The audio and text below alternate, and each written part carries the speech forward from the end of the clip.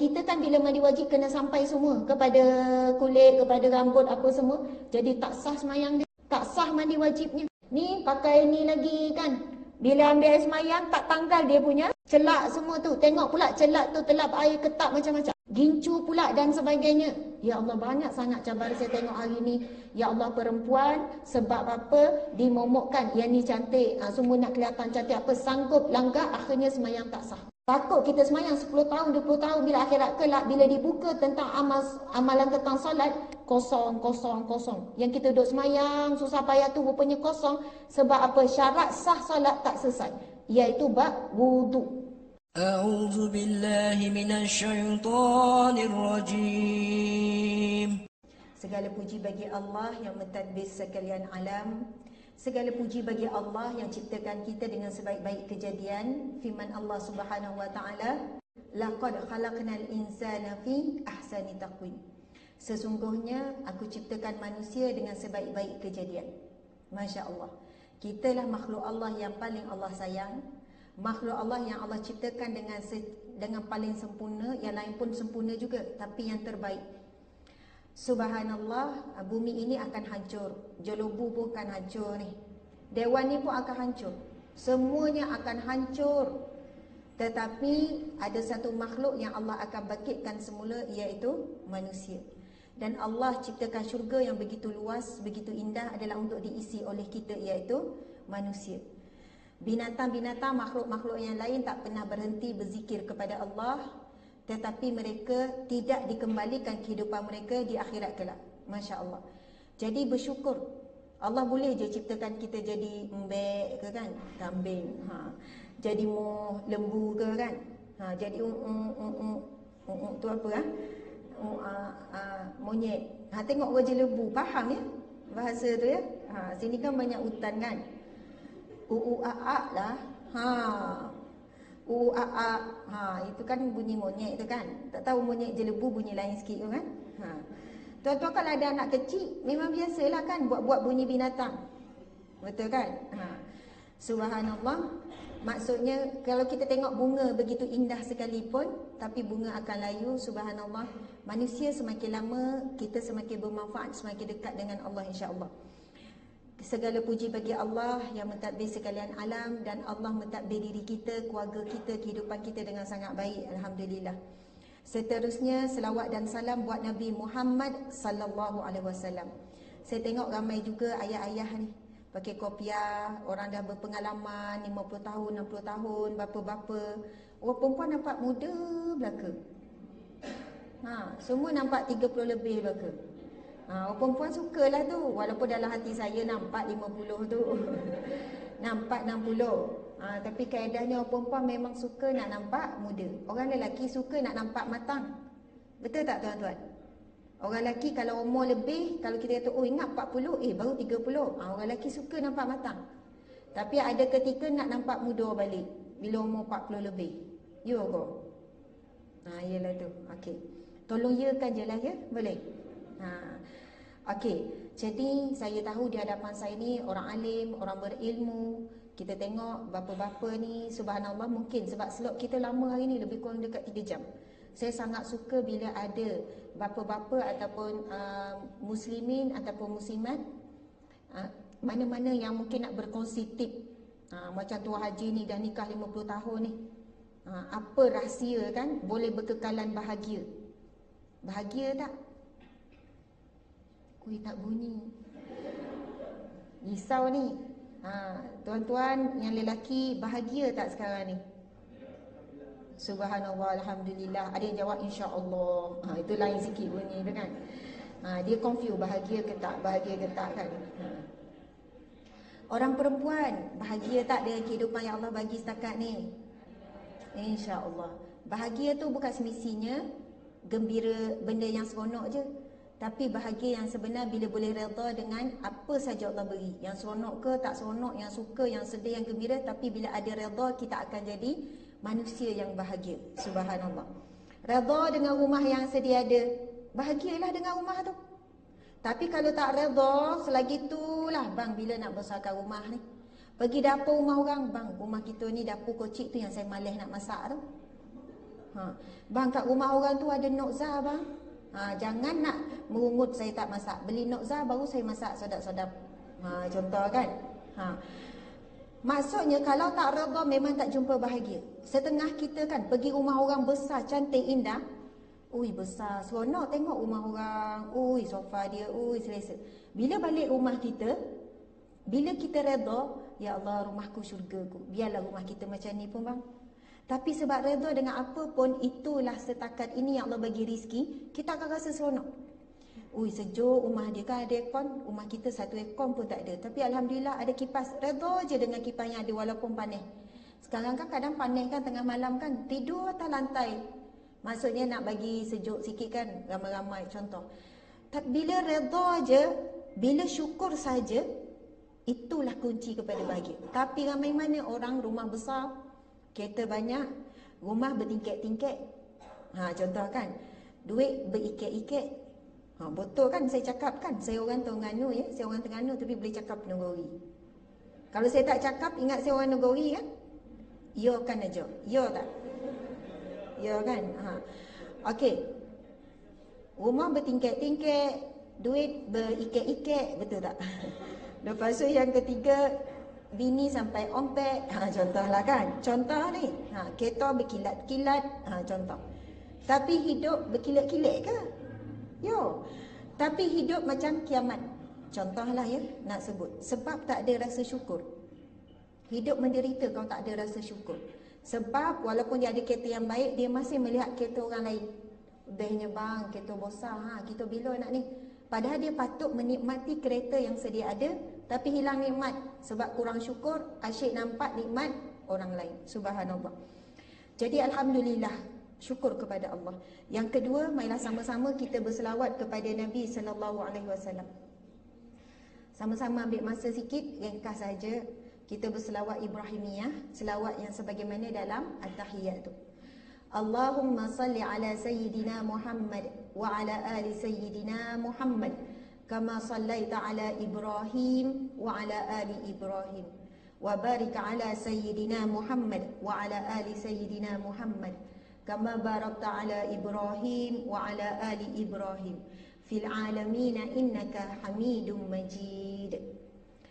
Alhamdulillah. Mudah-mudahan selawat kita tu sampai kepada Rasulullah sallallahu alaihi wasallam dan Allah membalas dengan 10 kali selawat kepada kita, yakni Allah memberi rahmat kepada kita. Alhamdulillah.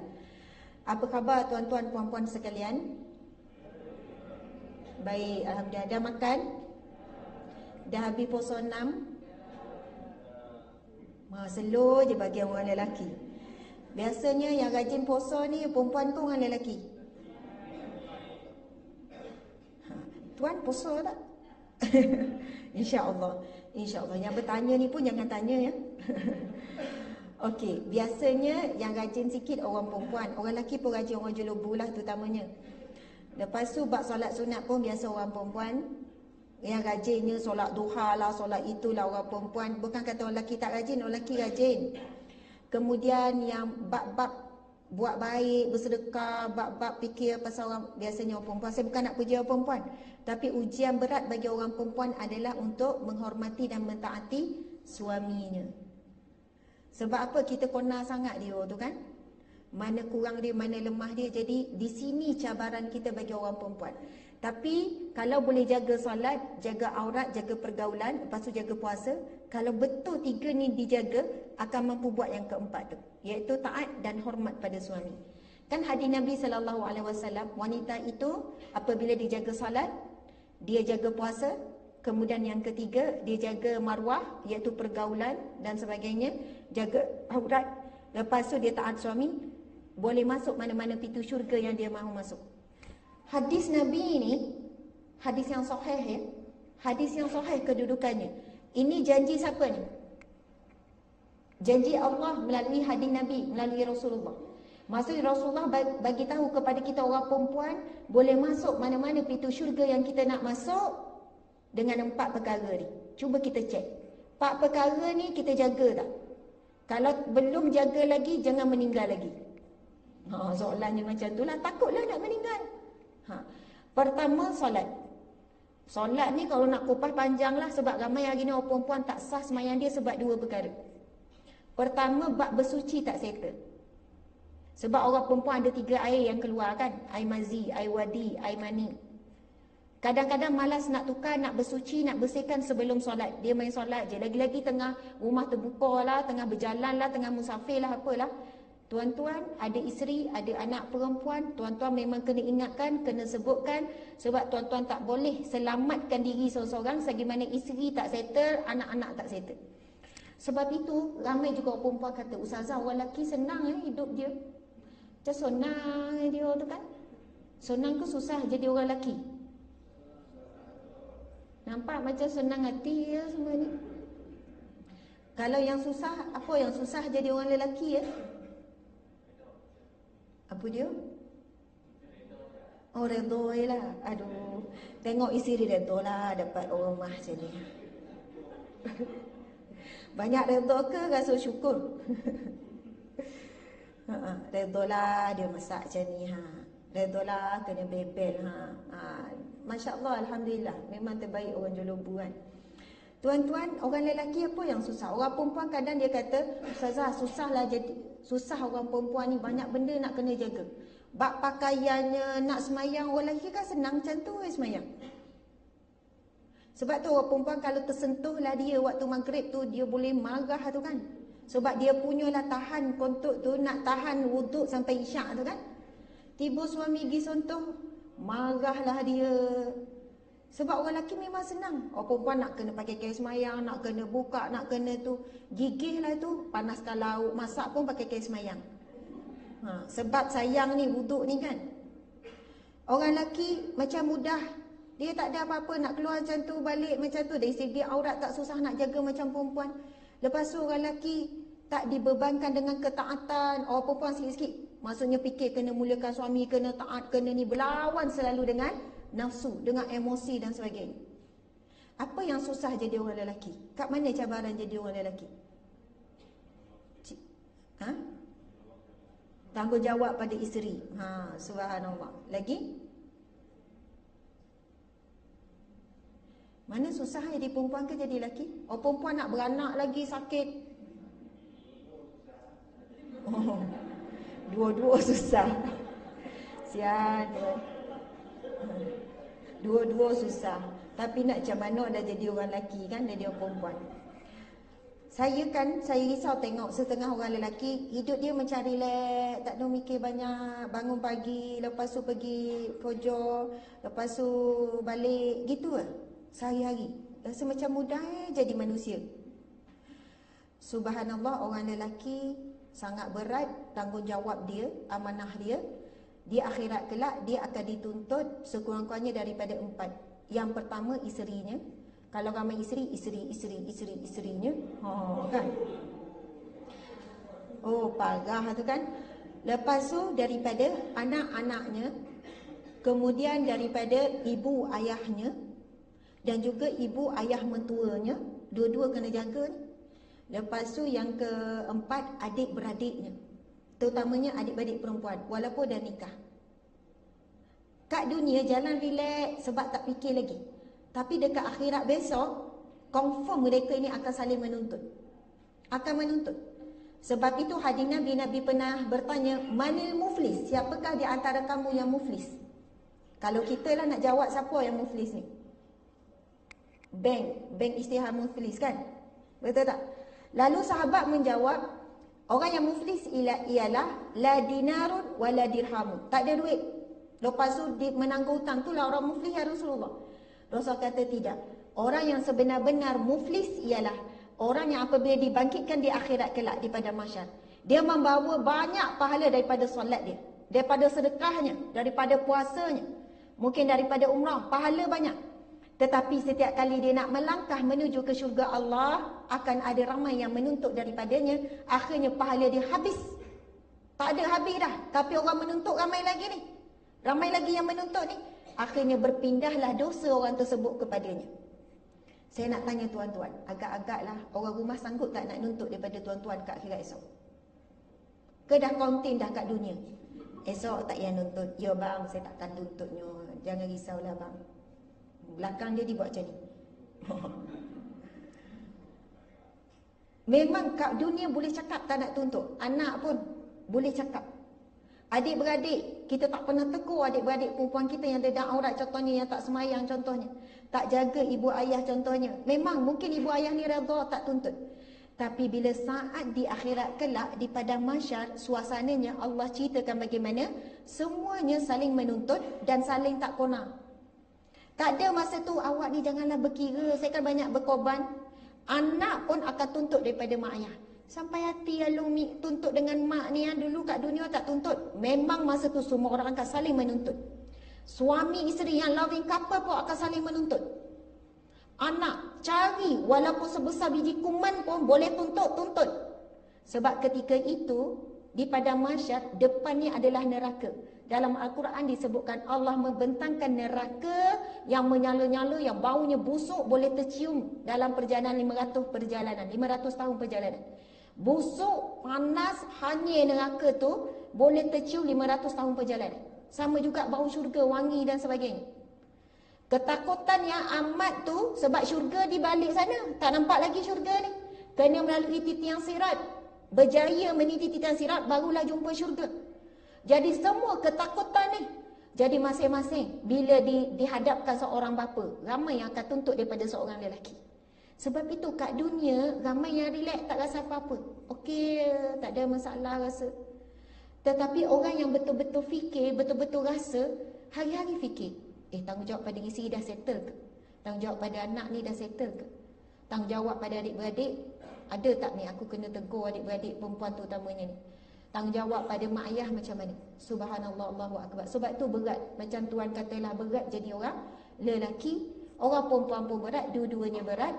Tetapi Allah tahu kita lemah. InsyaAllah Allah Maha Pengampun, dengan rahmatnya Allah ampuni kita, lalu masuk dalam syurga. Subhanallah.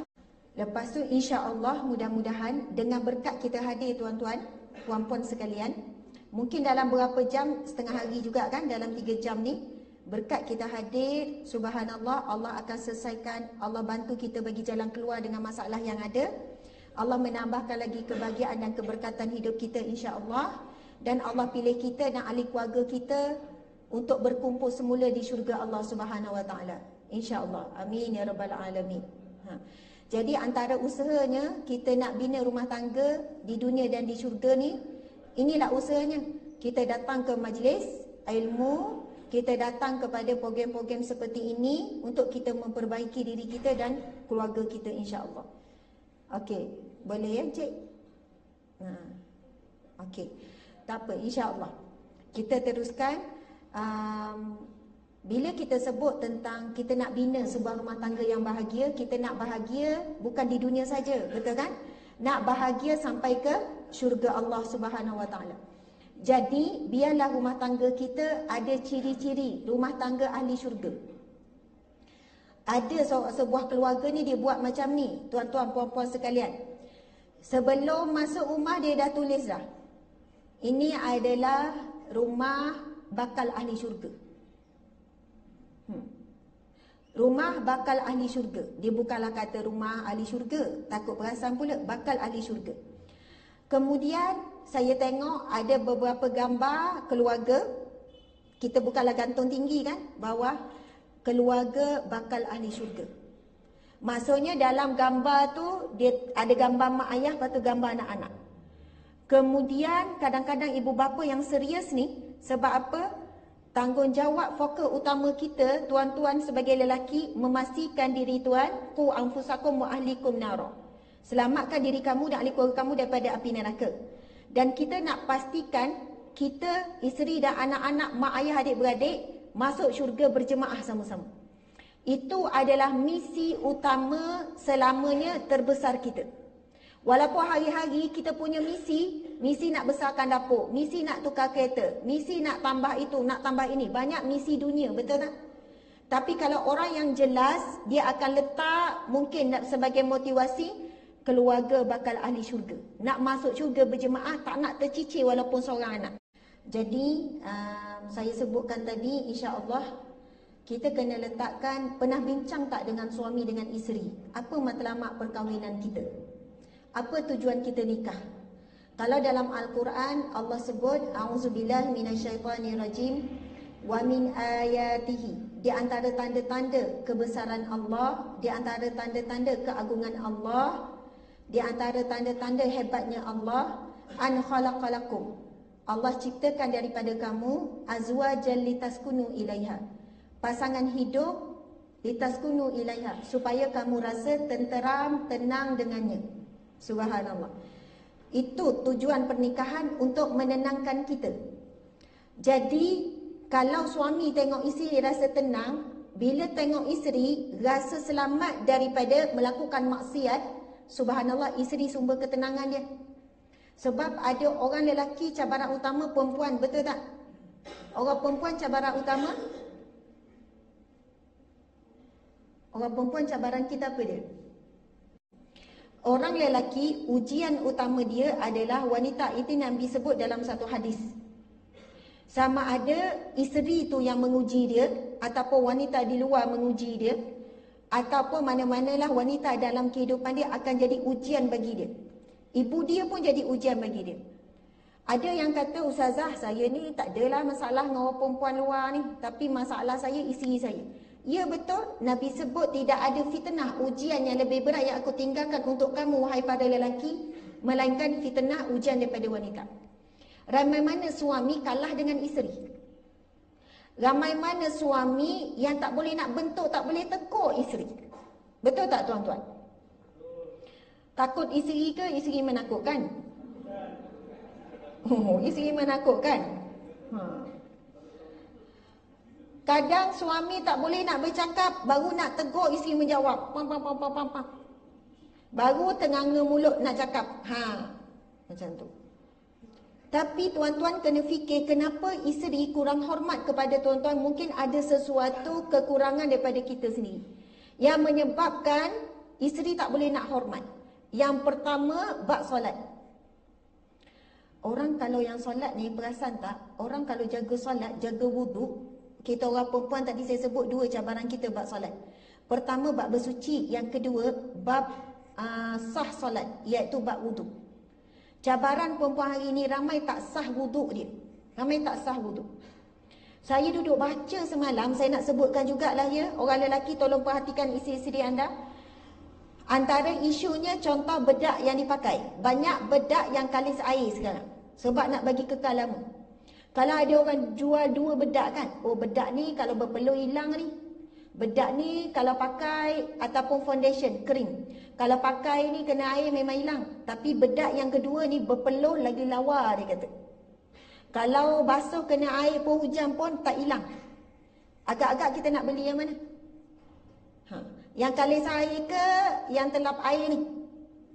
Kalis air kekal lama. 8 jam dia kata pakai dekat pejabat, keluar pergi ke negeri takkan hilang. Muka glowing je. Yang ni lagi terpesona. Bedak ataupun foundation. Lepas tu yang kedua, perasan tak sekarang ni viral sulam bedak. Sulam bedak. Cuba cari dekat internet sulam bedak. Sebab orang dah tanya saya bab hukum ni. Jadi orang lelaki kalau tahu, kalau dengar, berhati-hati. Saya tengok dalam video semalam cara kaedah sulam bedak. Dia ni dah glamour dekat Korea, Indonesia dulu. Lepas tu Malaysia dalam berapa bulan ni. Sebab ada spa-spa tertentu dah buat sulam bedak. Yang mana saya tengok proses di YouTube tu, dia letak bahan apa, memang putih macam bedak, tapi guna mesin. Lepas tu muka tu akan masuk pula bawah mesin. Berapa minit ke berapa jam duduk situ, ada berapa proses, yang mana asal kulit gelap boleh bertukar jadi cerah dalam tempoh berapa jam proses tu. Dan kekal cerah putih tu lebih kurang dalam 6 bulan. Walaupun tak payah dah pakai bedak, tak payah pakai apa, tapi muka tu yang dia panggil sulam bedak, seolahnya dia tanam bedak dalam muka. Dia bukan buat muka je, dia buat semualah, leher. Jadi memang boleh tukar warna asal kulit tu jadi warna cerah, dia panggil sulam bedak. Mahal juga proses dia. Tak silap, bukan ratus kot, mungkin lebih, wallahualam.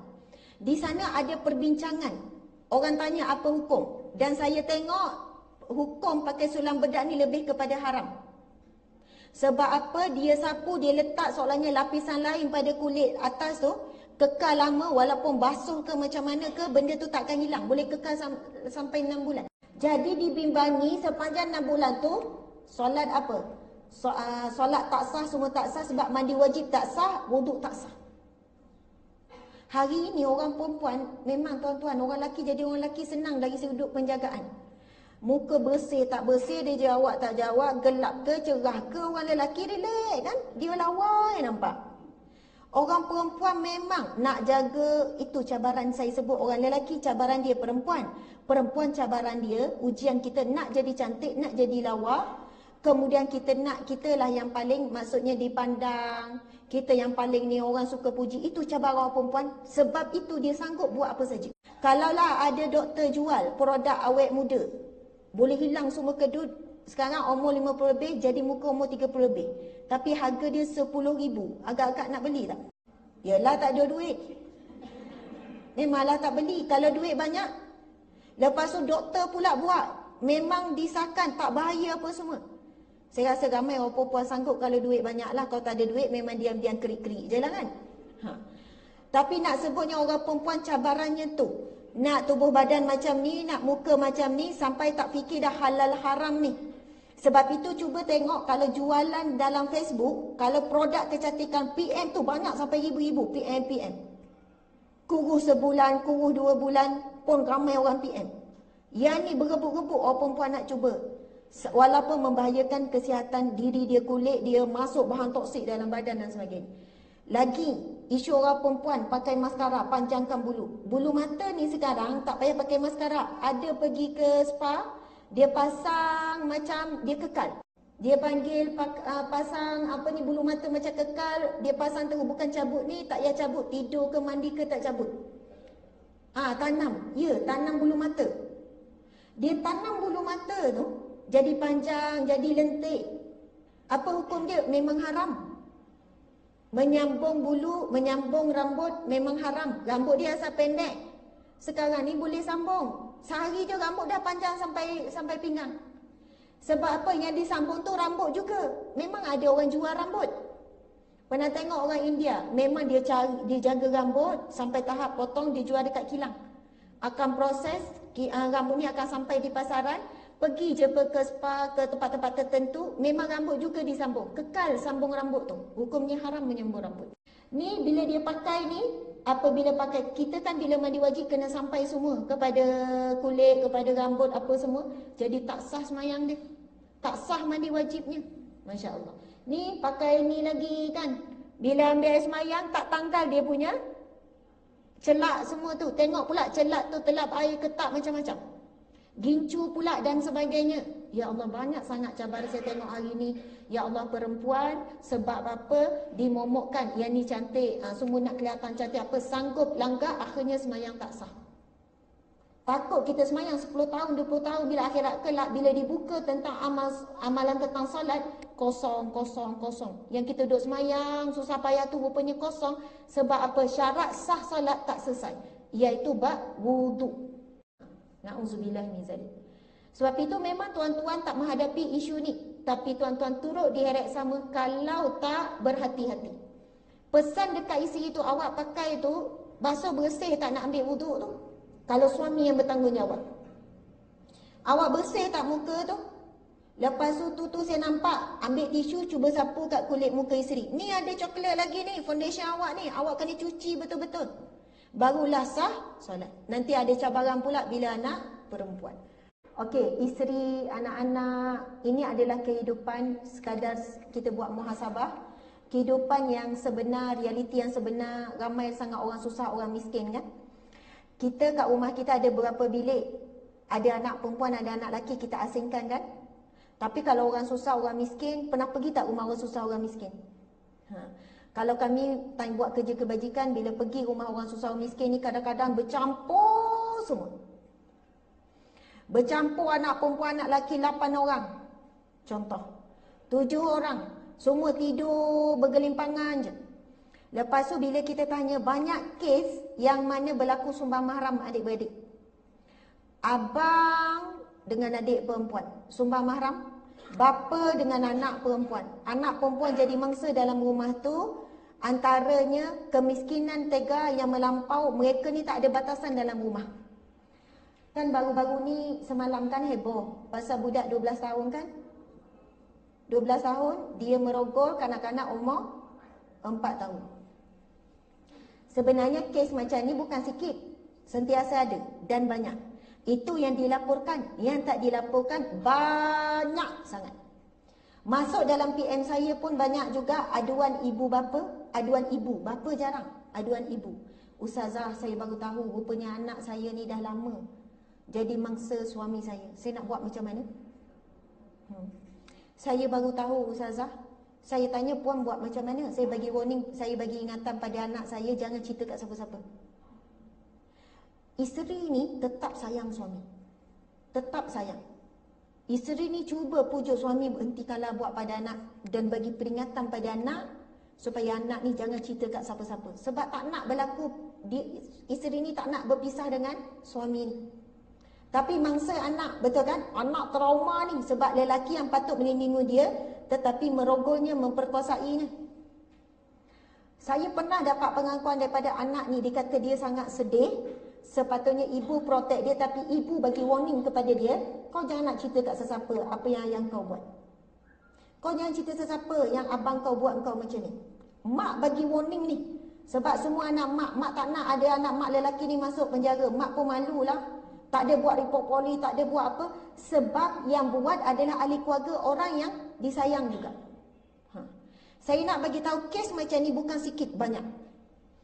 Sumber utama, punca utama antaranya ni, telefon. Benda-benda lucah begitu banyak sangat. Walaupun kerajaan kita dah berusaha tutup banyak sumber-sumber lucah melalui internet, tetapi sebanyak itu juga benda ni masuk-masuk. Dia takkan berhenti, tak boleh nak berhenti. YouTube senang je nak cari. Dulu glamour anak-anak kita Tumblr. Orang lelaki kadang bila sebut dia dah tahu dah benda tu. Tapi sekarang benda tu dah diharamkan sebab ramai remaja guna untuk tengok benda-benda lucah. Cabaran jadi ibu bapa, nenek-nenek, atuk-atuk hari ni sangat mencabar tuan-tuan. Sebab saya sebut ni Indonesia rumah tangga, antara sebab utama banyak perceraian berlaku sebab telefon. Kerana tengok video lucah, saya tunjuk satu video. Tengok video lucah, akhirnya melakukan sesuatu mengikut hawa nafsu, iaitu melepaskan air mani dengan cara sendiri. Tak adalah ikut Islam ni melalui isteri, melalui suami.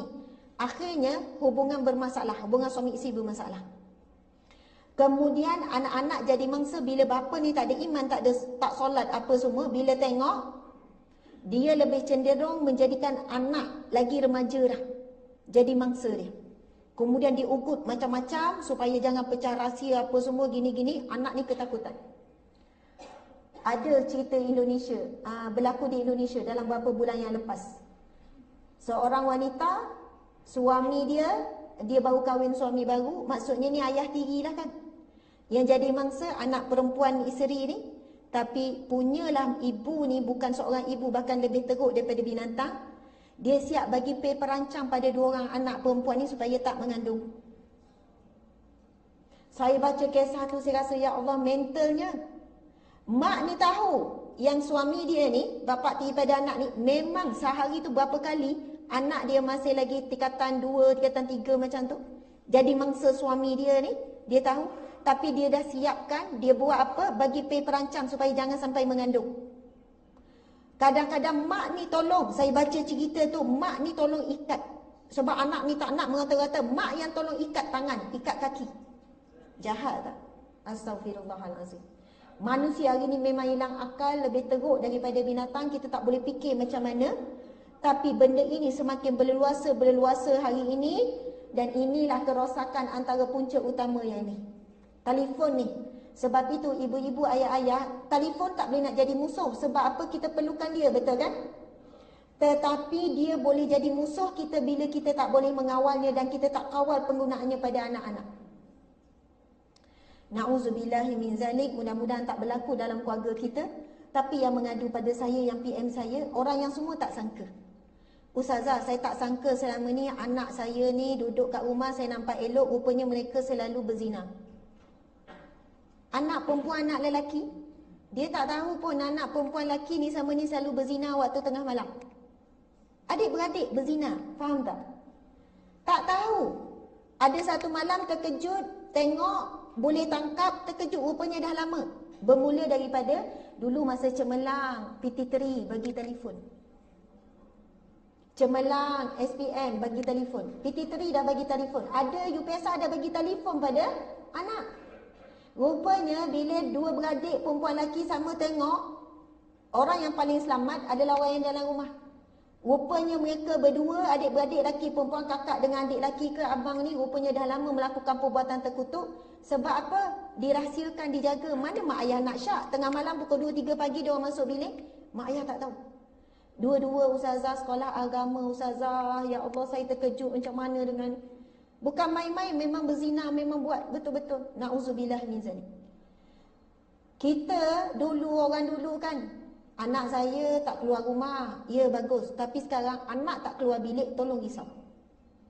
Anak saya bagus ustazah, dia tak nak bergaul-gaul, dia tak jumpa orang luar. Tapi tak keluar bilik, tolong bimbang. Malam-malam hari ni ibu bapa tak boleh, biar telefon pada anak-anak. Memang tak boleh. Kalau boleh pukul 8, pukul 9 malam, telefon serah balik dekat mak ayah. Mak ayah yang pegang, tak ada akses kepada internet. Pagi besok susahnya kita nak kejut dia. Rupanya malam tidur lewat pukul 2, 3 pagi, 4 pagi. Sebab duk tengok benda-benda dalam tu. Na'udzubillah min zalik. Ada cikgu sekolah rendah di Pahang, dia telefon saya, ustazah tolong turun kat sekolah saya. Kenapa? Ustazah, budak-budak dah jam 4, dah jam 5 dah biasa buat perkara ni. Ini kawasan kampung ni. Buat apa saya tanya ustazah? Ustazah buat apa? Ustazah dia orang buat bukannya main-main ringan-ringan, dia orang buat sampai betul-betul. Sebab apa? Ada berapa orang kawan-kawan yang terlepas bawa telefon duduk tengok dekat tandas apa, lepas tu dia buat dekat tandas. Panggil ibu bapa tu, panggil. Saya dah panggil ibu bapa, saya dah panggil ustazah. Habis tu ibu bapa dia cakap apa? Alah budak-budak, dia orang main-main je. Sedangkan cikgu ni kata kita dah tanya anak murid ni apa yang dia buat, dia cerita apa yang dia buat sama dengan apa yang dia tengok dalam telefon. Budak dah jam 4, budak dah jam 5, budak dah jam 6. Dekat tandas ke, dekat belakang sekolah je. Sama-sama dia. Ada tu saya baca yang dia share, ibu bapa dapat mesej tangkap, anak dia sangat terkejut. Saya baca pun terkejut. Dia tanya soalan-soalan apa? Tanya soalan, berapa lama? Contoh, kalau 10 minit RM10. Kalau sejam RM50. Contoh. Ni perbualan budak sekolah ni. Tuan-tuan, budak sekolah. Kita hari ni yang dapat telefon ni pun tak boleh kawal diri. Ramai mana orang lelaki tak boleh kawal diri dia, duduk dengan telefon, tak hirau anak isteri. Dekat pejabat telefon, dalam majlis ilmu telefon, on the way kereta telefon, sampai rumah pun telefon. Tak risau pasal anak, tak heboh pasal anak, isteri, keluarga, sebab telefon. Bila bapa sendiri, ibu sendiri tunjuk ketagih telefon, macam mana nak halang anak daripada ketagih telefon? Bukan apa ni, saya sebutkan gambar ni kan. Orang yang miskin, kita nampak macam hidup dia keserba kekurangan. Tapi mereka tak ada cabaran tu mungkin. Mereka tak ada internet, mereka tak ada ni. Hidup mereka main, susah, anak, banyak. Rupanya mereka yang hidup susah kadang-kadang, itulah erti bahagia bila mereka tidak ada cabaran. Kita pula yang dapat semua benda ni, boleh bagi semua apa yang anak nak. Anak-anak itu bagi ni. Rupanya itu bukanlah satu nikmat, tapi satu musibah. Kalau tidak diuruskan dengan baik. Kita muhasabah ni. Hidup kita yang ada pada saat ini adalah hidup yang terbaik. Sebab ramai mana anak-anak di luar sana, cuba kita tengok hidup dekat tong sampah. Kutip makanan dalam tong sampah. Ini tempat pembuangan sampah. Sejuk malam hanya berpelukan saja, baju, simut semua tak ada. Sebab apa? Kadang-kadang bila kita tak tengok kehidupan realiti di luar sana ni, kita rasa hidup kita ni rasa macam tak cukup je. Kurang syukur je. Sebab itu dua benda. Bila kurang, redha. Bila dapat nikmat, syukur. Selamat hidup kita. Jangan duduk di tengah-tengah. Syukur tak, redha pun tak. Bila kita redha dengan apa yang tiada, apa yang kurang. Kurang dengan suami, dengan pasangan, dengan anak-anak. Orang lain dapat cemerlang. Periksa tengah tahun kan, baru dapat keputusan kan. Ke dah lama dapat keputusan anak. Saya dapat keputusan anak saya, ada yang fail pun ada. Memanglah rasa kecewa. Ya Allah, macam mana boleh fail subjek ni? Memanglah mak dia pun satu. Tapi nak sebutnya benda tu, ya Allah, Allah uji macam mana ni nak redha dengan, kalau boleh kita kalau dapat B, A tu seronok lah, A banyak kan. Tapi nak redha dengan fail ni, bagaimana kita muhasabah diri kita, kenapa anak ada subjek fail, kenapa anak ni mungkin memang ada, bukan mungkin, memang ada salah dan kekurangan kita. Sebab itu kadang-kadang kita tengok benda tu, bila kita tengok kehidupan orang lain, Masya Allah kehidupan mereka lebih sukar, lebih susah. Hidup dalam ujian demi ujian demi ujian. Kita ujian apa sangat? Ujian kita pun dalam senang, bukan dalam susah. Tengok anak ni. Ini Afrika kan? Kanak-kanak Afrika. Penuh dengan lalat. Kita nak komplain apa lagi dalam hidup kita? Nak komplain pasal baju yang tak cukup, makan tak cukup, pakai tak cukup. Allah bagi kita lebih daripada yang cukup sebenarnya. Tapi orang perempuan kadang-kadang selak kain tudung kan, bang tak tahulah nak pakai tudung mana. Padahal duk selak banyak ni, boleh tak tahu nak pakai tudung mana. Tak tahulah baju mana.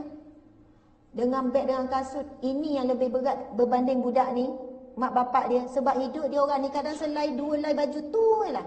Tak lama puasa dia dihisap. Kita ni bak baju saja tak tahu berapa lama akan dihisap oleh Allah. Baiklah kalau kita orang perempuan kan, bak barang dapur agak-agak lama tak nak dihisap oleh Allah. Duk beli Tupperware banyak-banyak, tak guna-guna duk simpan. Asal ada kutu Tupperware beli. Yang sayang nak guna dah 2-3 tahun, sayanglah nak guna Tupperware ni lawa, tahu-tahu mati meninggal. Dapat dekat anak-anak yang kena hisap mak dalam kubur. Daripada mana, manfaat macam mana, guna untuk apa semua, sudu garpu semua kita akan dihisap. Apa pun harta yang Allah beri, semua akan dihisap oleh Allah. Sebab itu ada itu kawan saya kan, dia update Facebook. Benda-benda kecil-kecil pun dia jual. Saya sampai tanya dia. Saya nak let go, siapa yang nak, ni nak bagi saja. Kan ada pinggan mangkuk, kan ada cawan, kan ada Tupperware. Yang ni tak pernah guna, siapa yang nak beli separuh harga. Tak lama beg duit pula. Oh, handbag satu. Kemudian ni, dia kata, saya tanya dia, kenapa duk jual ni? Takut tak cukup duit ke? Ataupun ada terdesak sampai jual barang-barang rumah, barang-barang pribadi. Lepas tu dia kata, tak ada apa sebenarnya, Alhamdulillah, bukan masalah kesempitan duit ke apa. Cuma, dia kata dia dah mula bimbang bila dia hisap diri dia sebelum dia dihisap. Sebab itu hadis Nabi sebut hasibu anfusakum qabla an tuhasabu. Bukan hadis Nabi, itu kata sahabat Nabi. Sayyidina Umar tak silap saya. Hisap diri kamu sebelum kamu dihisap. Cuma ada hadis Nabi kata barang siapa yang suka menghisap dirinya di dunia, maka ringan hisapnya di akhirat. Barang siapa yang tak hisap diri dia, tak buat kikir hidup ketika hidup, maka beratlah hisapnya, dalam kubur dah berat dah. Saya nak cerita satu kisah dalam bab ni lah. Sebab apa? Bila tengok orang susah, orang miskin, saya pergi rumah orang susah, orang miskin, rumah flat apa semua. Rumah dia orang tak banyak barang. Betul tak? Kalau rumah orang miskin. Kadang dia ada tilam, lepas tu pergi dapur, apa yang cukup, tapi hidup cukup. Boleh masak, boleh apa. Pergi tengok bilik kosong-kosong. Kita rasa kesian. Dia kata okey je, cukup je apa yang ada. Boleh hidup je macam biasa. Bila kita tengok, kita rasa ya Allah, kehidupan dia tak banyak, dia kena hisap. Dan kita rasa kita hidup nikmat, kita rasa kita hidup okey. Tapi kita akan berat bermula nak hisap dalam kubur besok. Kawan saya ni kata tak ada, sebab saya rasa macam daripada saya tak guna, saya pergi ke dapur, saya buka setiap laci, setiap almari, saya tengok apa yang tak guna, saya akan ada apa yang diperlukan saja. Bila saya buka almari saya pula, banyak tudung yang saya tak pakai pun, banyak baju yang elok-elok tapi saya tak pakai sebab nak tunggu kuruh, dan 5 tahun tak kuruh dia kata. Yelah, sebab kita orang perempuan tu lah, ada baju yang kita rasa sayang, kita kata kuruh ni tak lama boleh pakai balik ni, duk simpanlah 5 tahun. Lepas tu dia tengok telekong pula, orang perempuan telekong kain semayang kita kan. Ya Allah, nak bagi orang pun tunggu buruk dulu baru nak bagi orang. Ini dia kata biarlah ada 2, bergilirlah 2, yang lebih tu sedekah. Walaupun elok Siti Khadijah ke, Siti Aminah ke, Siti Fatimah ke. Maksudnya, lepas tu handbag pula, dia kata biarlah cukup 2 je, bergilir yang tu je. Kasut pun dia takut. Ya Allah, semua tu jadi sedekah sebab dia beri masa hidup. Sebab lepas mati, semua orang akan ambil, orang agih, masa tu tak kira sedekah dah. Sebab masa itu kita tak memiliki dah harta tu. Itu bukan dikira sedekah dah. Sebab bila kita mati, mayat tidak memiliki apa-apa. Jadi anak ambil, kadang jiran ambil lah ni. Masa tu bukan kira sedekah. Sedekah adalah pemberian kita ketika kita hidup dan kita masih lagi berkuasa ke atasnya. Ada satu kisah, saya tak tahu ini kisah benar ataupun tidak, tapi saya dengar daripada ceramah seorang ustaz. Ada seorang kaya, dia kata, siapakah di kalangan ni orang kampung ni yang sanggup teman saya lepas saya mati, masa ni dia sakit ternak dah dan dekat nazar, duduk sebelah kubur saya selama 30 hari 30 malam. Duduk sebelah kubur ni, duduk gali kat sebelah, duduk sebelah dia macam teman dia lah kalau dia mati esok dalam kubur. 30 hari 30 malam. Tapi dibuat lubang apa semualah. Sebab manusia kan, kalau tak matilah juga dia. Lepas tu adalah orang miskin yang sangat miskin dalam kampung tu. Dan dia juga memakai tongkat macam tu lah. Dia sebab dia OKU macam tu, uzur, dan dia pakai tongkat. Lalu dia pun duduklah sebelah mayat ni. Si mati ni orang kaya. Dia kata kalau siapa boleh duduk 30 hari 30 malam bersama dengan dia, duduk sebelah dia, dia akan bagi hartanya kepada orang tersebut. Jadi orang miskin ni pun angkat tanganlah, saya sanggup. Lepas tu dia pun ditanam, bukanlah tanam habis ya. Duduk sebelah, isterinya main hantar makanan macam tu lah. Dia beri jugalah makan minum, tapi tak boleh balik, duduk bermalam kat situ apa semua. Tapi yang saya dengar diceritakan lelaki ni, bila dia digali balik, dikeluarkan balik apa semua, lepas tu orang kampung kata, layak dah kamu terima harta orang kaya tu, untunglah kamu. Tapi dia tolak. Dia kata tidak, aku tak akan ambil satu sen pun daripada harta orang kaya tersebut. Lepas tu bila ditanya kenapa, dia kata sepanjang aku duduk di situ 30 hari 30 malam, tak habis-habis hisap pasal tongkat dia je. Tongkat yang dia gunakan berapa lama, berapa tahun tu, gunakan untuk apa, bawa pergi ke mana. Bak tongkat saja 30 hari 30 malam tak selesai. Dia pun soalannya ditanya, dihisap juga. Dia kata aku takut cukuplah apa yang ada, walaupun aku miskin tak ada apa-apa, sebab tongkat satu ni pun tak habis-habis dihisap apa yang digunakan untuk setiap hari. Bila kita dengar ni kita rasa takut, betul kan? Kita rasa bimbang. Balik ni belek-belek kat rumah kita tu kan. Banyak benda yang kita tak guna, banyak benda yang kita membazir, yang tak ada manfaat. Baiklah kita bagi agih-agih benda yang tak elok bakar. Ni baju ni dah koyak sikit ni, bagi orang baju koyak, bakarlah. Baju dah lusuh, baju dah reput, gunting-gunting bakarlah. Benda yang tak elok. Cuba tengok pinggan mangkuk yang tak guna berdebu-debu. Cuba cari orang yang susah ataupun mana-mana. Kalau tak ada orang nak guna, kita nak buat apa? Apa yang patut kita buat dan sebagainya. Subhanallah. Okey, ini kita tengok lagi. Gambar-gambar ni sekadar muhasabah. Allah bagi kita kaki yang sempurna untuk cari rezeki. Masya Allah. Kaki kita sihat walaupun sakit lutut, ada lutut untuk kita rasa sakit. Anak ini tak pernah ada lutut. Tak pernah rasa nikmat lutut. Tapi ramai, banyak gambar Syria, gambar Palestin, kanak-kanak cacat. Lahir sempurna kan? Tapi kesan bom, runtuhan apa, kaki hilang, tangan hilang. Masya Allah. Ada seorang sahabat saya, beberapa minggu ni saya duduk bercerita pasal ni. Sebab dia saya sangat terkesan. Bapa-bapa sekalian, ibu-ibu sekalian, kita ada lidah semua kan? Lidah kita ni banyak baca Quran ke, banyak zikir ke, banyak cakap benda elok ke? Cuba kita muhasabah. Lidah ni akan dihisap oleh Allah setiap saat. Betul kan? Seorang sahabat saya, umur muda 2 tahun daripada saya, kawan masa sama belajar. Anak 5 orang, masa melahirkan anak kelima baru ni, dia bukan melahirkan normal, tapi bedah, anak baru 28 minggu. Dipaksa untuk dikeluarkan. Sekarang ni incubator lah anak tu. Maksudnya belum sampai 7 bulan lagi. Belum masuk 7 bulan, tapi perlu dikeluarkan daripada perut ibu ni. Sebab apa? Kena buat operasi lidah, kena kentul lidah. Operasi sebelum itu dimaklumkan mungkin separuh lidah dibuang, tapi selepas proses dibuat, pembedahan dibuat, kena buang semua lidah. Bila buang semua lidah, kita tahu tak boleh bercakap sampai bila-bila. Kedua, tak boleh makan normal dah. Makan ikut tiup lah. Makan ikut tiup. Rahang pun sebelah dibuang. Rahang sebelah dibuang, lidah tak ada. Muda lagi lah, lebih kurang umur 34 macam tu. 33, 34. Maksudnya, lepas tu saya tengok ada kawan saya share, bila bab bincang nama anak, dia dah sedar apa, semua tulis lah. Dia tulis nama anak dia yang dia nak. Lepas tu suami dia pun balas melalui tulis. Perbincangan semua melalui tulisan. Maksudnya bermulalah kehidupannya, yang mana dia sendiri tak boleh dengar suara dia, suami anak-anak tak boleh dengar suara dia. Bermula kehidupan tak boleh nak lafazkan ayat suci Al-Quran, tak boleh baca Quran, tak boleh selawat, tak boleh zikir apa semua. Subhanallah.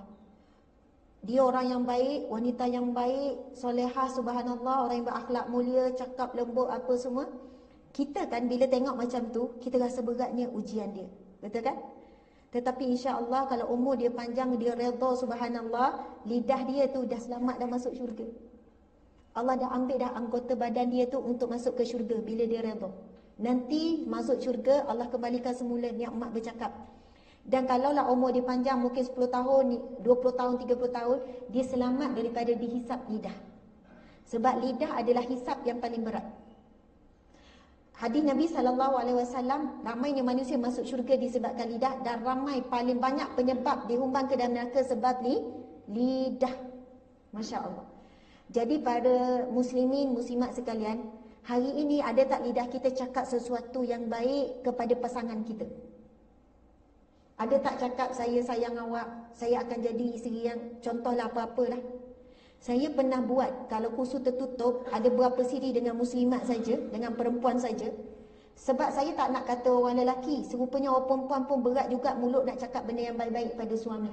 Nak puji suami pun berat, puji anak pun berat, dia nak dia je dipuji. Saya ada buat satu kursus ni, tertutup masa tu perempuan saja. Saya minta keluarkan semua telefon, saya kata.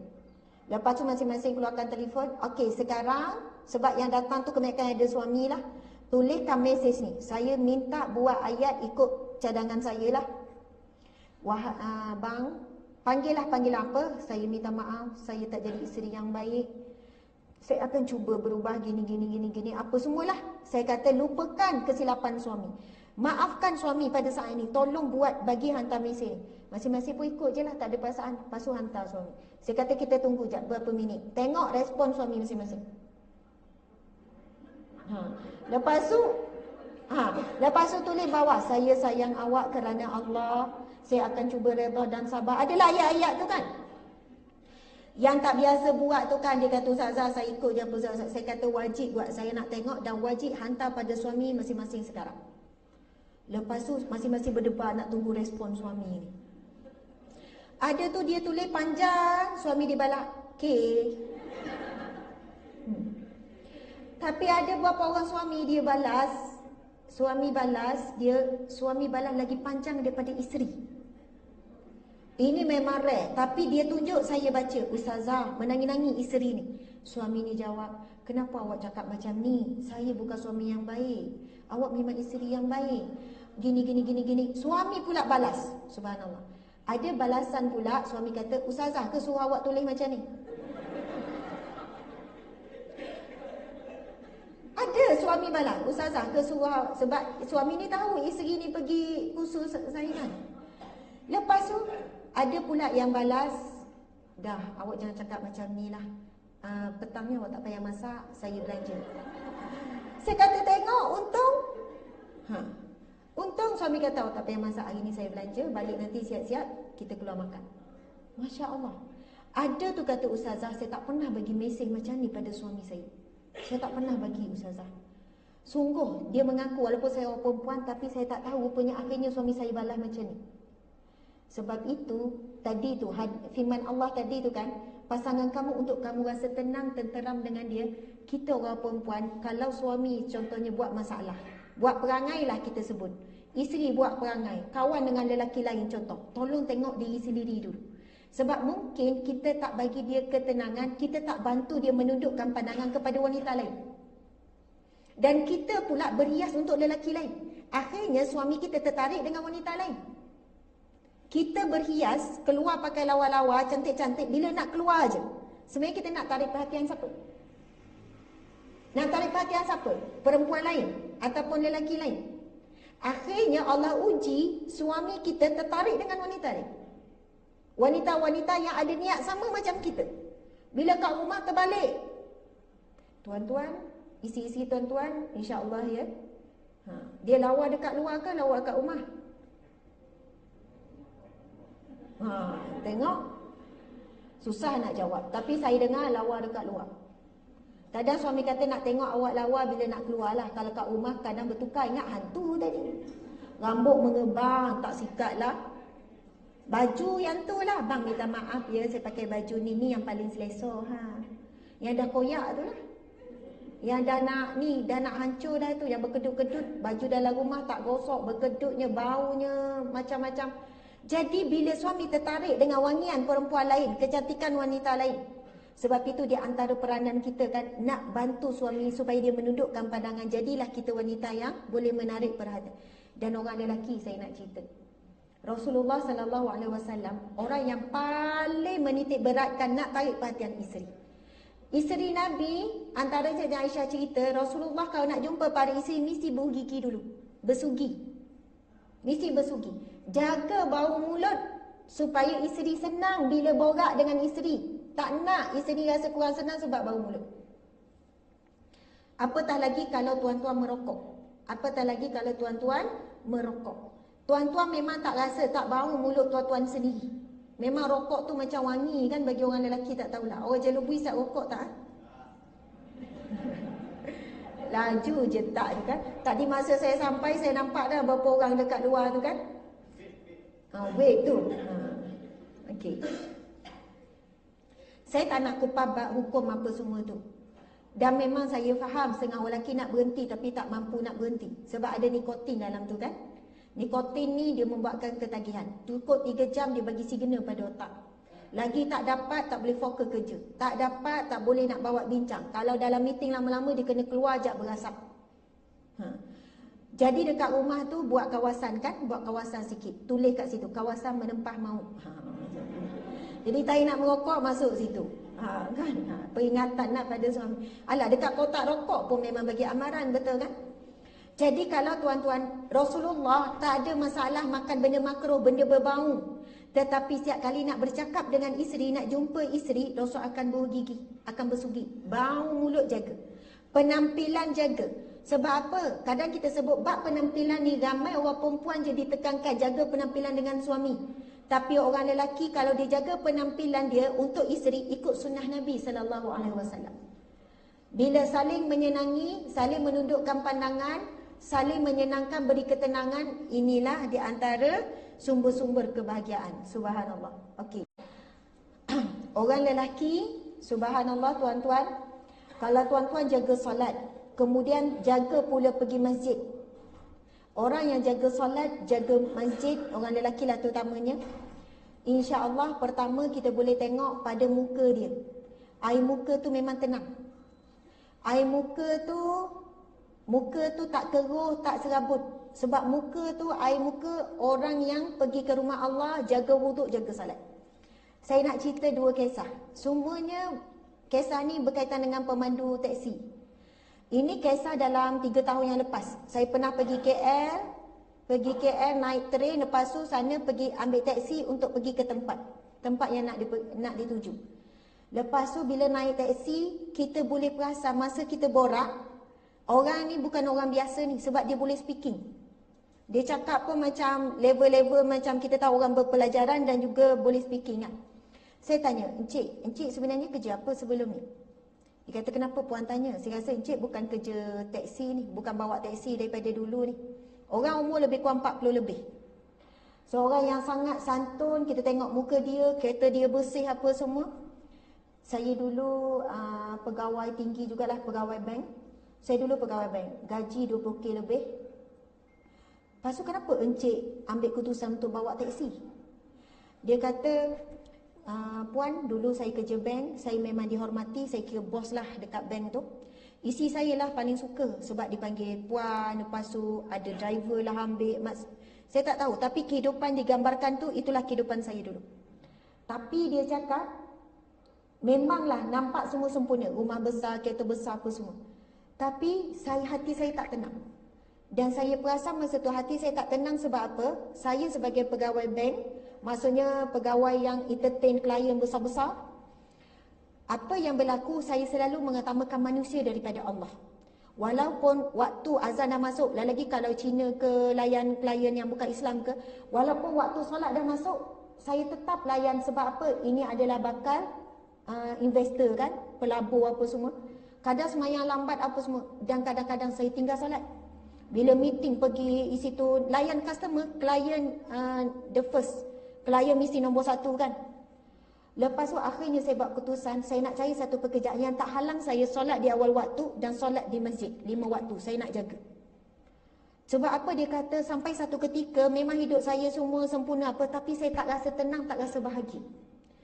Lepas tu sekarang saya buat keputusan ambil taksi, bawa taksi, yang paling tak setuju isi saya.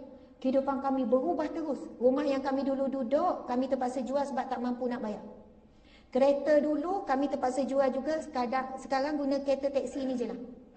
Tapi apa yang saya dapat Ustazah, ketenangan, kebahagiaan, keberkatan hidup yang saya tak boleh gambarkan betapa indahnya hidup saya sekarang.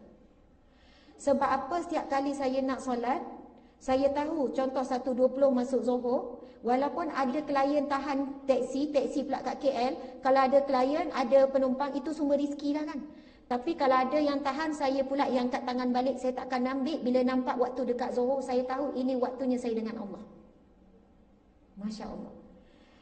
Jadi solat saya 5 waktu, saya boleh di masjid, kemudian saya boleh awal waktu, insyaAllah inilah sumber tenang dan Allah ubah kehidupan kami jadi lebih bahagia walaupun kekurangan dari pelbagai sudut. Isteri saya sekarang dah boleh terima, anak-anak pun okey. Saya kata inilah kehidupan yang saya cari sebenarnya. Masya Allah. Orang yang faham kan? Saya nak cerita lagi bab solat tu. 2 hari lepas saya ada naik Grab. Sebab balik daripada airport kan. Bukan balik daripada airport. Saya ada nak pergi, kadang-kadang saya bergerak. Kalau saya tak nak bawa kereta, saya naik Grab je kan. Sebelum tu saya naik Grab, saya tanya kalau orang bukan Islam, orang Islam, "Cik, macam mana Grab? Macam mana buat Grab car?" "Oh, susah lah. Kadang tu tak ada ni pun, tak ada customer. Tunggu 4 jam nak dapat seorang pun payah. Susah lah nak ni." Orang Islam kita lah. Saya dengar daripada mulut dia susah je. Tengok muka dia pun susah hati. Tak tahulah, susah hati je. Lepas tu saya ada naik pula Grab ni 2 hari lepas. Bukan semalam, 2 hari lepas. Sebab kita suri kereta, kita balik rumah naik Grab, lepas tu nak pergi ambil, naik Grab pula kan. Lepas tu kita tanya, kita boleh nampak air muka tu lain, tenang tu lain. Saya tanya, "Cik, macam mana buat Grab ni?" Suka tanya, borak, kita nak dapat pengajaran pada orang lain. Ucapan keluar, Alhamdulillah. Alhamdulillah. Sebab banyak saya dengar pemandu-pemandu ni kan mengeluh, susah, ramai sangat orang buat. Uber ada, ini ada, taksi ada, berlawan ni, mengeluh. Yang ni pula, Alhamdulillah. Subhanallah, Alhamdulillah, syukur, ada. Ada tak ada, memang ada lah dia kata. Bolehlah RM30 sehari. Saya ingatkan banyak bila disebut ada tu kan. Dapat RM30 sehari, Alhamdulillah. Lepaslah ikan, lepaslah ayam, lepaslah lauk sehari. Kadang tu dapat 20-30, Alhamdulillah. Beza sangat orang yang syukur, wajah dia terus bahagia. Saya kata, "Pasu cik, ni kalau dah masuk waktu ni, saya off lah. Masuk waktu salat, saya off. Sebab kalau on je, masuk nanti kita kena marah lah dengan, dia kan ada sistem dia, kalau tak ambil kita paling dekat. Jadi bila masuk waktu salat, saya akan off. Kalau tak off nanti ganggu waktu semayang." Saya kata, ya Allah, rekah je hidup dia. Dia fikir macam tu. Lepas tu dia kata, kadang-kadang Alhamdulillah satu hari tak berhenti saya. Ada je orang panggil. Lepas tu dia kata ni, puan ambil saya ni, gini pagi ni dah 3 dah, Alhamdulillah, dah banyak dah boleh, 50-60. Dia duduk Kuala Pilah. Tapi buat Grab sekitar Seremban. Dia kata, dia pernah tunggu Kuala Pilah, pagi sampai petang boleh RM5. Sebab siapa nak Grab kat Kuala Pilah. Jadi dia turun Seremban. Tapi kata tak putuslah, ada je orang panggil. Kadang boleh 100.5 sehari. Kata Alhamdulillah. Yang saya dengar ramainya orang buat tak ada customer, dia pula tak berhenti customer. Kalau yang bayar RM5 pun tak apalah, rezeki daripada Allah. Beza sangat kalau orang itu menguruskan hidup dia dengan jaga waktu solat, lepas tu jaga pula di masjid. Hidup dia kadang kita nampak tak mewah, tapi hati dia kaya tuan-tuan. Hati dia tenang, hati dia relax. Saya kata, ya Allah, bahagianya Tuhan. Kadang-kadang kita ni, ya tu memang saya rasa senang tak payah fikir, nak fikir apa pasal dunia ni, susah-susah sangat. Kita akan mati. Kita akan mati. Kita akan tinggalkan dunia ni. Lebih baik kita fikir macam mana nak dapat solat 5 waktu di masjid. Dapat yang ni, yang lain jadi kecil. Rumah kecil pun okey, tak ada masalah. Kereta ni pun tak apa, tak makan sedap pun tak apa. Itulah bahagia yang sebenar. Saya kan, sebab itu kita belajar daripada orang-orang yang macam ni. Cleaner-cleaner tu saya suka borak. Ada saya pernah kenal seorang cleaner perempuan ni pergi umrah setiap tahun. Pergi umrah setiap tahun. Ustazah, akak nak pergi umrah. Ya Allah kak, saya tak pergi umrah lagi. Banyaknya simpanan duit akak. Mana ada duit Ustazah, gaji berapa je, 800, 900 je. Dah lah ibu tunggal, anak 4 orang. Motor, tak ada kereta. Habis tu, akak pergi umrah macam mana tiap tahun? Tiap tahun ada orang tanggung. Nak pergi tahun depan ni dah ada orang tanggung pula. Tak pergi lagi tahun ni, untuk tahun depan dah ada orang cop. Kak, tahun depan saya nak tanggung akak. Kata Ustazah, bukan saya Ustazah, saya tak tahu, Allah yang bagi. Allah yang bagi. Tapi dia punya sikap, akhlak dia walaupun kerja cleaner, awal setengah jam datang. Saya datang awal dah, saya rasa gelap masa tu saya kerja. Akak dah datang. Contohlah. Subhanallah, dia kata jaga semayang, jaga tu jangan risau pasal rezeki, pasal anak. Saya pernah bertemu dengan dia, bawa motor hantar anak Kuala Pilah daripada duduk kawasan Senayan, kawasan Kampung Jimah, nak hantar ke Kuala Pilah, naik motor je, beg besar, beg sekolah. Tapi kita nampak dia susah, kata, ya Allah kak, hujan panas, redah je lah Ustazah, motor je saya ada. Saya ibu tunggal, suami tak bertanggungjawab, tak bagi nafkah. Tapi bahagia, tak pernah muka dia senyum je. Sebab apa? Redha, syukur. Kita nampak dia susah. Ya Allah, saya fikir kalaulah ada lebih rezeki bagi kereta, daripada anak kecil sampai anak masuk sekolah, asrama apa semua, dengan motor tu lah. Tapi dia bahagia. Alhamdulillah, syukur. Syukur selalu. Gaji 800 lebih, 900. Sebab syukur dia jadi orang paling kaya di dunia. Ramai orang kaya sebab tak ada syukur, tak ada nikmat, solat, tenang apa semua. Saya ada banyak kisah-kisah macam ni yang mengisafkan. Contoh cerita lain lagi, boleh ya? Banyak cerita kan. Ini dekat ni, saya ceramah dekat Linggi. Saya ada kuliah kat situ. Kawasan kampung, kawasan Menoreh kat situ. Adalah seorang wanita datang, motor dia punya buruk tu, tempat duduk tu dah berlubang. Dah koyak dah berlubang. Bawa anak, nampak lusuh baju semua, orang susah, umur dah 40 lebih. Anak dalam 5 orang, suami tak bertanggungjawab. Suami ada, suami tak kerja apa. Dia tanggung anak, dia pergi Menoreh apa, tangan kasar, muka kasar.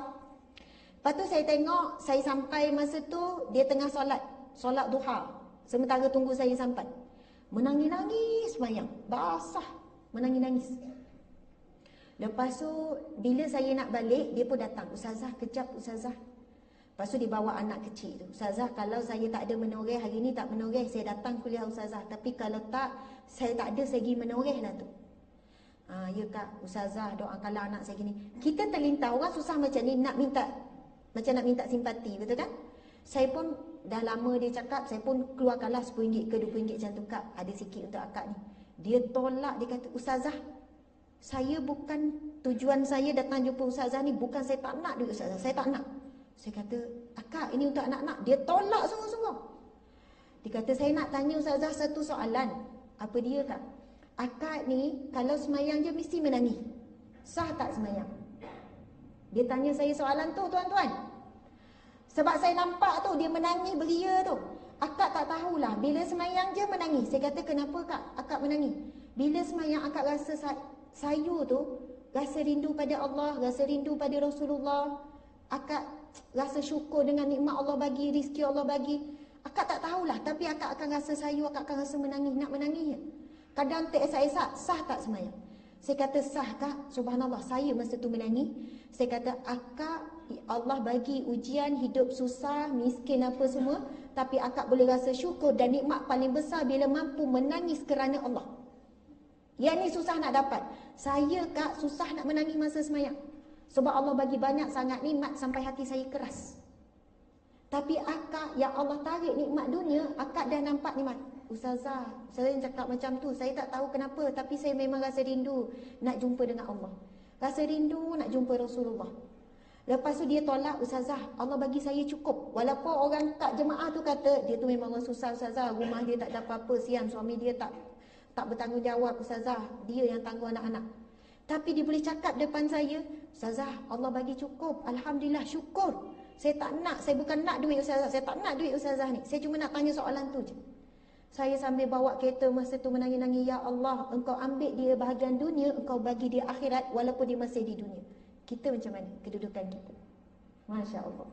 Subhanallah. Ini gambar ni kan, saya tunjuk. Hafaz Quran jadi imam. Dia nampak cacat tapi kita lagi cacat, tuan-tuan. Kaki yang sempurna, ada kenderaan, ada motor, ada kereta, ada ni, tak sampai ke masjid. Rumah dengan masjid tak jauh pun. Dengar kat telinga, tapi tak boleh angkat selimun untuk pergi solat subuh. Sedangkan Allah janji, hayya ala salah, datang semayang, hayya ala falah, kamu akan mendatangi kejayaan. Sebab itu ada orang, dia kata dia nak ubah hidup dia. Ustazah, nak ubah macam mana? Ubah salat. Ustazah, isteri saya masalah, anak saya masalah, gini-gini. Encik, kalau boleh encik solat awal waktu dan solat masjid. Selesai tak masalah saya? Saya tak tahu macam mana, tapi insya-Allah akan selesai. Dia buat, dia lebih kurang seminggu, dia telefon balik masa saya kerja runding cara dulu. 10 hari. Ustazah, terima kasih Ustazah, banyak perubahan yang berlaku. Bak rezeki, bak isteri, bak anak. Macam mana Allah selesaikan, itu kerja Allah. Tapi Allah janji, ihfazillah yahfazka. Kamu jaga hubungan dengan Allah, Allah akan jaga kamu. Macam mana Allah nak buat, tak ada mustahil bagi Allah. Sebab itu kalau orang lelaki, tuan-tuan, kalau rasa macam hidup ni macam tak tentu arah, macam rezeki pun tak menentu, hidup pun tak tenang, isteri pun tak menggembirakan anak, jangan duduk tengok kepada orang lain. Tolong tengok diri sendiri. Jangan duduk ceramah kat anak. Kau ni bila nak jadi anak yang baik, bila nak jadi anak yang rajin, belajar pun malah, itu pun malah main game je. Contohlah, jangan cari salah anak, jangan cari salah isteri. Cubalah jadi macam isteri orang lain tu. Isteri yang menenangkan awak bila nak berubah diri si baik. Jangan cari salah keliling, tolong cari salah sendiri. Sebab bila kita ubah diri kita, Allah akan ubah sekeliling kita, insya-Allah. Okey. La in syakartum la azidanakum. Kalau kamu bersyukur, pasti aku akan tambah. Ini adalah janji Allah. La in syakartum, sekiranya kamu bersyukur, pasti aku akan tambah apa nikmat. Wala in kafartum inna azabi lasyadid. Kalau kamu kufur dengan nikmatku, nanti kalau azabku yang sangat pedih. Masya-Allah, Allahu akbar. Saya ada satu kursus yang bawah Jabatan Agama, dia buat kursus suami isteri, kursus suami isteri. Ada perkahwinan 5 tahun, ada perkahwinan 10 tahun. Ada sekali tu perkahwinan, usia perkahwinan 20 tahun ke atas. Yang datang ke 30 tahun, 20 ke 30 tahun. Yang datang wan-wan atau atuk. Ada umur 60 lebih datang suami isteri. Ada yang 70 lebih, itu yang paling tua. Ada 50 lebih, sebab perkahwinan dah lebih 20 tahun kan. Lepas tu kita buat sesi urut macam tadi tu. Masa tengah urut tu, suami diminta duduk belakang isi duduk atas kursi, duduk belakang, lepas tu kita minta urut. Ada isi tu menangis-nangis tengah urut. Saya kata, kenapa Acik menangis-nangis, sakit ke macam mana? Ustazah, seumur perkahwinan ni kali pertama suami dia urut. Lepas tu saya kata, Acik jangan cakap sian suami malu. Lepas tu suami ni pun sebab juga. Betul lah Ustazah, saya tak pernah urut orang rumah saya. Sian dia daripada muda sampai dah tua macam ni. Baru saya perasan dia punya sekarang ni dah tinggal tulang je. Yelah dah tua, betul kan? Subhanallah, nampak benda tu macam simple. Wahai para suami, para isteri sekalian, para lelaki, para perempuan sekalian, urut ni bukan ambil masa lama pun, tapi dia mengikat kasih sayang tu. Kan, duduk suami balik kerja contoh kan. Ini suami baru duduk. Amboi, balik terus duduk, main nolong kat dapur jap. Sian suami tu. Kadang isteri nak duduk, nak lelah. Kita sebenarnya memang kena raikan orang lain pun penat, bukan kita je penat. Kadang kita fikir kita penat, kita tak nak orang lain rehat. Cemburu kita tengok. Suami balik menyandar. Saya balik kerja bang, tak ada menyandar-nyandar, terus pergi dapur. Awak sedap menyandar. Contohlah kan. Dia penat, dia nak rehat, raikan. Saya perasan bila saya buat dekat anak saya. Kita kan ada anak kan. Kadang suruh budak-budak, suka je suruh. Dan lagi anak sulung. Atikah, tolong ni jap. Atikah ni jap, ni. Lepas tu saya pun tengok, ya Allah, nampak dia dah penat. Sebab kita tak boleh nak bergerak laju. Dia tolong tu, tolong ni apa kan. Lepas tu saya pun kata, Atikah penat kan? Atikah duduklah. Atikah nak minum air apa? Tak apa Umi lagi penat. Tak, Atikah nak minum air apa? Nak air coklat? Nak air Milo? Tak apa, Umi pergi buat. Kita pun pergi kacau air pada dia kan. Dia punya terharu tu sebab kita meraihkan dia penat. Kita meraihkan dia pun manusia macam kita juga. Ada perasaan dan sebagainya. Walaupun anak kita bukan sesuka hati, kita suruh-suruh buat benda tu. Lepas tu dia punya terharu tu macam nak menitik air mata. Ya Allah, nikmatnya sebab ibu dia buat air untuk dia. Dia pun tanya, Umi nak apa? Umi nak roti bakar, Umi nak ni, Umi penat, Umi nak urut. Banyak pula yang dia tawarkan pada kita. Kita buat air je. Sebab itu antara tips kan, bila pasangan balik, sama ada siapa yang balik dulu, dia yang, walaupun kita balik dulu, kita tengok, kita balik dulu, lepas tu tengok suami nak balik.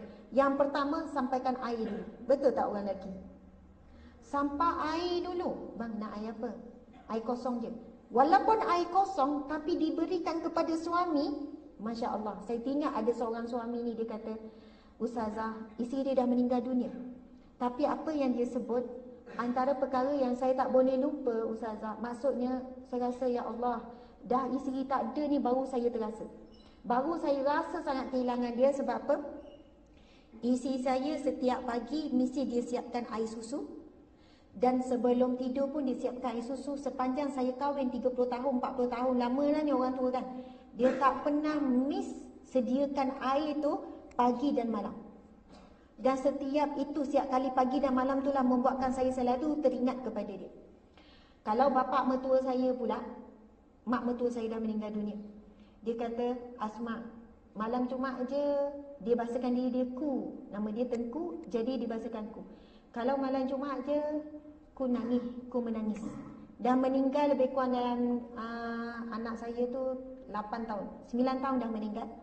Tapi setiap hari Jumaat mesti pergi kubur. Dia jaga betul kubur isterinya memang bersih. Ada je cat yang tercabut, dia cat balik. Setiap hari Jumaat, bahkan lebih daripada tu pergi ziarah. Berapa tahun dah? Dah 9 tahun, 8 tahun, 9 tahun. Saya tengok dia punya sayang kepada isteri tu. Lepas tu dia kata, kalau malam Jumaat je tak boleh tahan, mesti menangis. Kalau kita fikir malam Jumaat, cerita lain. Lepas tu, bila saya kata, bakpa ku? Kecek orang besuk, bakpa ku malam Jumaat? Dia kata, sebab setiap malam Jumaat mesti baca Yasin sama-sama. Lepas maghrib mesti baca Yasin sama-sama. Sepanjang perkahwinan, pernikahan, itulah amalannya.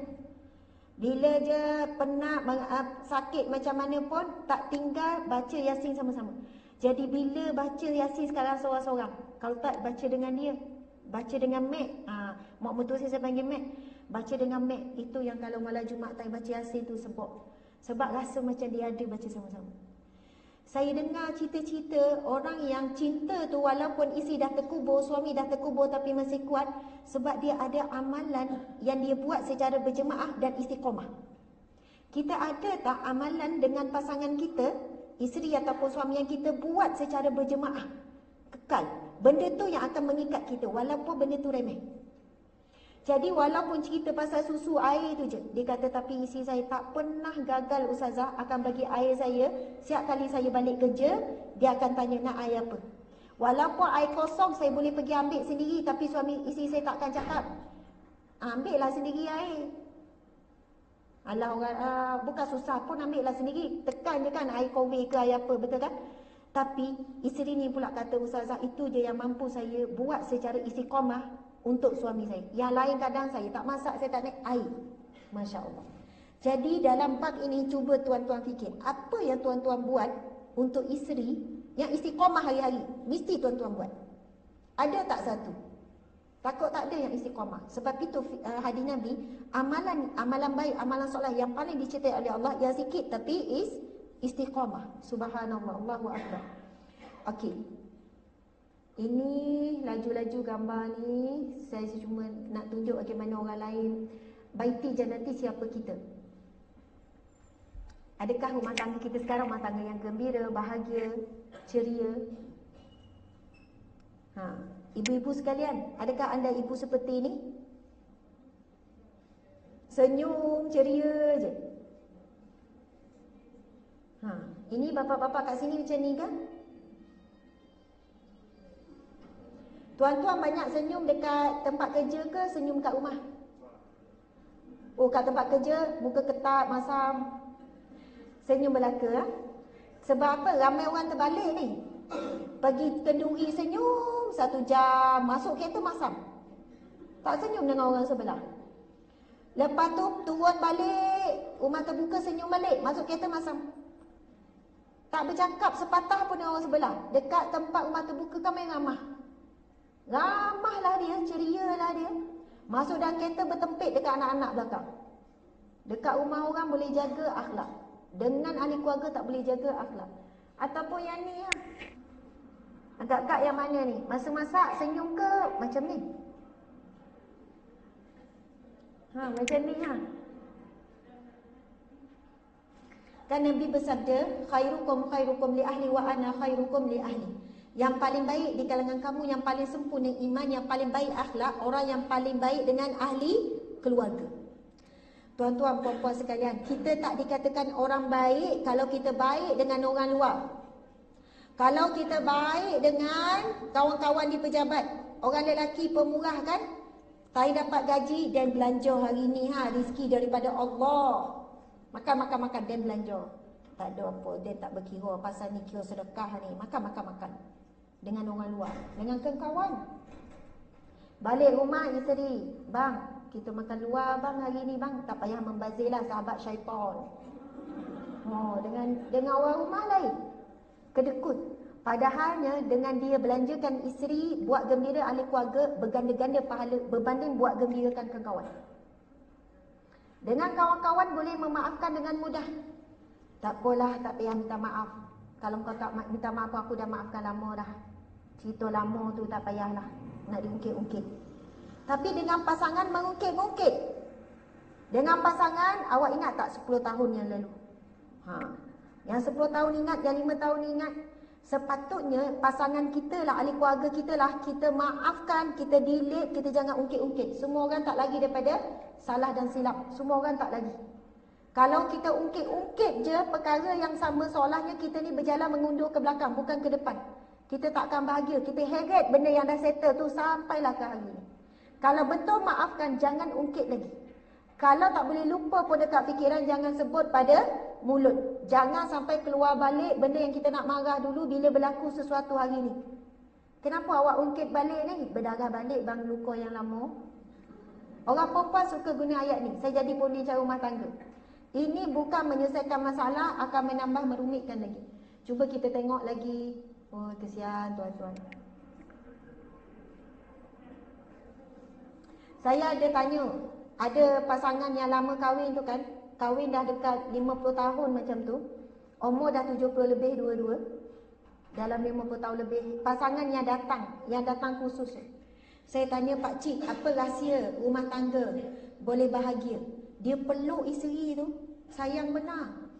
Saya sayang rumah-rumah ni, sayang, peluk tu kan. Saya tanya isteri, Acik sayang tak dekat Pak Cik? Sayang Ustazah. Orang tua kan, bukanlah nak romantik-romantik sangat, kan berbulu mata kan. Tapi saya tanya, apa rahsia Pak Cik boleh kekal lama? Dia pun cakap lah berapa benda, tapi ada satu benda dia cakap, kita ni kena bergaduh selalu. Kena bergaduh. Kena bergaduh. Pak Cik kena bergaduh? Kenapa bergaduh pula jadi rumah tangga jadi ni? Bila bergaduh barulah tahu apa yang tak puas hati dengan pasangan tu. Maksudnya bila bergaduh tu, kita kena dengarlah apa yang dia nak marah tu. Tapi janganlah bergaduh lama-lama. Lepas tu janganlah bergaduh sampai libat orang apa semua. Bergaduh kita ialah bergaduh-gaduh sayang. Lepas tu dia kata dah tua-tua macam ni Ustazah, seronok pula bergaduh. Dia kata bukan apa, ini cara pemikiran. Dia kata bila bergaduh baru ada benda nak borak. Kalau tak ada apa nak borak dengan dia ni. Nak borak pasal apa? Dah habis dah cakap semua benda, dah cakap habis dah. Dah 50 tahun dah hidup dengan dia ni. Betul kan? Tapi kalau adalah salah faham sikit, ada marah-marah, yang itulah yang menggebukan balik. Jadi jangan kita pandang bergaduh tu benda tak elok. Kalau pandai urus, bergaduh tu jadi elok. Lepas tu kalau isteri bebel, Pak Cik macam mana? Memang dah perangai orang perempuan macam tu. Macam tu lah. Kalau ni bebel, Mak Cik bebel lagi. Aduh lah orang perempuan. Tapi bebel nampak sehat dia. Yang lembek, bila bebel gagah lah pula. Senang memulut kan? Sebab itu orang lelaki kalau minta, awak boleh diam tak? Memang perempuan tak boleh diam. Nampak dia bercakap tu holo air, dia minum dia sambung balik. Exercise mulut, exercise. Ada orang lelaki saya kata, Cik, macam mana Cik handle isi suka bebel? Saya anggap macam kicauan burung. Nanti dia dah habis mencicik, dia berhenti, lepas tu dia masak. Sebab orang perempuan dia penat, dia keluarkan kod mulut. Tapi kojo jalan, biar. Dah biasa macam tu. Jangan sampai dia keluar benda-benda kesat. Yang tu saya akan tegur. Kalau dia ulang benda sama, kadang saya dah boleh hafal dah skrip tu. Pasal stoken ni skrip dia. Ni stoken siapa bergulung ni, anak sama bapak, saya dah boleh hafal dah. Kalau pasal baju tak ni ke, tak angket ke, pasal ni saya dah boleh hafal, saya dah tahu. Jadi kenapa nak bengang-bengang kepala, dah dia macam tu orang perempuan. Kojo buat. Nampak tak? Sebenarnya cara berfikir. Saya terimalah seadanya. Dia dah buat macam bodoh, tak kata nak sabar pasal mulut dia tu. Jangan maki hamu, jangan benda kesat tu. Lagi dia keluar ayat sama tu, okey lah tu. Maksudnya dia hidup lagi dah tu. Maksudnya dia segar lagi tu. Time dia tak bebel tu saya risau, kot demam sakit tekak ke apa ke. Lepas tu orang perempuan, suami diam tu normal. Jangan paksa dia. Jangan paksa. Awak ni dengan saya tak nak bercakap dengan orang lain, dan memang macam tu. Jadi kalau dia terlebih bercakap tu risau. Nak apa ni? Saya semalam, saya duduk puji anak saya. Imran tu dah jah 2 kan. Saya nak kejut dia bangun pagi, solat subuh. Imran ni bagus lah. Imran ni anak yang baik. Dia pun buka mata, dia tanya, Umi nak apa sebenarnya? Dia tanya tu, Umi nak suruh Imran buat apa dalam ni? Tak ada, Umi nak suruh bangun je. Umi puji-puji tu biasa nak sesuatu. Budak dah jah 2, dia dah boleh rasa macam tu. Akhirnya saya fikir, saya puji anak saya bila saya nak sesuatu je ya. Maksudnya anak saya pun dah boleh faham macam tu. Tak, Umi tak nak minta apa-apa, nak minta bangun je. Oh ya ke? Memang dia tanya soalan tu buatkan saya muhasabah. Sebab apa? Kita kena hargai orang yang sekeliling kita, suami, isteri, anak-anak, bukan masa kita berhajat sesuatu je. Bukan masa kita nak sesuatu je, tapi hargai tu, cuba hargai setiap kali mereka buat kebaikan. Walaupun kebaikan tu remeh je, dia simpan mainan je, kita tepuk, kita hargai dia. Suami kita tolong sikit je, tapi kita hargai. Benda inilah yang akan membuatkan la in syakartum la azidannakum. Kalau kamu bersyukur, pasti aku akan tambahkan nikmat kepadamu. Subhanallah, bertambah-tambah nikmat Allah bagi. Tapi ini melampau lah, ni kan dah tua macam ni sampai nak patah meja. Subhanallah, dalam perkahwinan bukan cari persamaan, yang ada adalah sefahaman dan saling bertolak ansur dan saling memaafkan dan saling mengalah. Itulah yang boleh bagi kita keutuhan, kekuatan. Kalau seorang isteri tanya, Ustazah, saya nak taat macam mana suami saya tak semayang contohnya. Suami saya tak puasa, suami saya tak bertanggungjawab. Lagi susah untuk kita taat suami, lagi mudah masuk syurga. Lagi susah tuan-tuan nak ngadap perangai isteri, lagi mudah untuk ke syurga. Soalannya begitulah sifir dia. Hidup kita, isteri, suami, anak-anak, inilah sama ada laluan ke syurga, na'udzubillah. Kalau laluan ke neraka, na'udzubillah. Melalui isteri, suami, anak-anak, kita dapat pahala sabar. Melalui isteri, anak-anak, ahli keluarga, kita dapat nikmat bahagia. Sama ada nikmat tu di dunia ataupun di akhirat. Tapi Allah tetap akan bagi. Allah tetap akan bagi. Ada orang memang dia tak boleh nak bertahan, lalu dia berpisah, itu pun baik baginya. Jangan kita kata, hilang sabar tu. Tak sabar tu. Semalam saya ada borak dengan kawan saya, dia memilih untuk berpisah dengan suami. Orang muda, umur lebih kurang dengan saya. Dia kata dulu lepas dia berpisah, dalam 2 tahun, dia kata dalam 2 tahun dah berpisah, lepas habis tempoh edah, kawan-kawan dia, sebab orang muda, kawan dia cakap, baik kau rahsiakan identiti. Dia ingat habis edah nak bagi tahulah dia dah berpisah dengan suami. Dia simpan tu setahun lebih, lama jugalah dia simpan. Tapi orang duk tanya, mana suami, kenapa datang seorang, kenapa dengan anak-anak je, duk berhelah je. Suami sibuk, suami ni. Sebab apa? Kawan-kawan duduk keliling cakap, malulah baik kau ni. Ibu tunggal muda, nanti kau orang cakap apa, kau gini-gini, orang salahkan perempuan nanti kalau bercerai apa semua ni. Sebab nanti orang kata kau tak sabar. Dia kata punyalah orang tanam benda tu sampai dia rahsiakan status dia. Tapi sebelum raya itu bulan Ramadan, dia naikkan satu status dekat FB, bagi tahu situasi diri dia. Dia kata start daripada tu dia rasa tenang, dia rasa lapang, dia tak perlu menipu, dan sesungguhnya tidak ada apa pun yang buruk dalam takdir Allah. Siapa yang Allah takdirkan dia boleh bertahan, dia boleh kuat dengan sebuah rumah tangga, itu baik baginya, jadi pahala sabar. Tapi ada orang dia ambil keputusan untuk berpisah, itu pun baik baginya bila dia sabar. Maksudnya apa pun berlaku, kita tak boleh nak nilai, oh dia ni tak boleh sabar, tak usaha betul-betul ni, tak berdoa betul-betul ni, baru kahwin ni masalah sikit bercerai. Mulut kita jangan ringan sebut macam tu dekat orang. Kita tak tahu situasi apa yang dia dapat. Dia kata, Alhamdulillah Ustazah, dengan muka dia ceria semalam, borak. Dia kata, saya rasa sangat tenang walaupun hidup saya sekarang dengan anak-anak saya, walaupun masih muda, orang panggil saya ibu tunggal, walaupun saya dah jadi janda apa semua, tapi saya ada kehidupan yang lebih baik, lebih bahagia. Kalau dulu hidup saya dalam menangis je. Dan akhirnya saya tak pernah rasa satu takdir Allah itu, Allah tak pernah membuat satu takdir ketetapan itu salah. Manusia je yang cakap salah. Manusia yang selalu bagi gambaran yang negatif. Sedangkan bila sabar, bila redha, itulah yang terbaik. Apa-apa situasi, sabar, redha itu yang terbaik. Allahu Akbar. Okey, kita tengok. Bebe, radio buruk dia kata isi dia. Okey, sekarang ni siapa macam ni ha? Nampak tak ada berapa tangan? 1, 2, 3, 4. Kaki menyapu, lepas tu seka lagi. Macam tu. Tengok muka macam tu ha? Tuan-tuan, orang rumah tuan-tuan macam ni tak kat rumah? Bukan muka tu ha, tapi kerja rumah banyak tuan-tuan. Tapi orang perempuan boleh buat dalam satu masa. Orang lelaki dia boleh buat kerja, tapi kena cakap satu-satulah.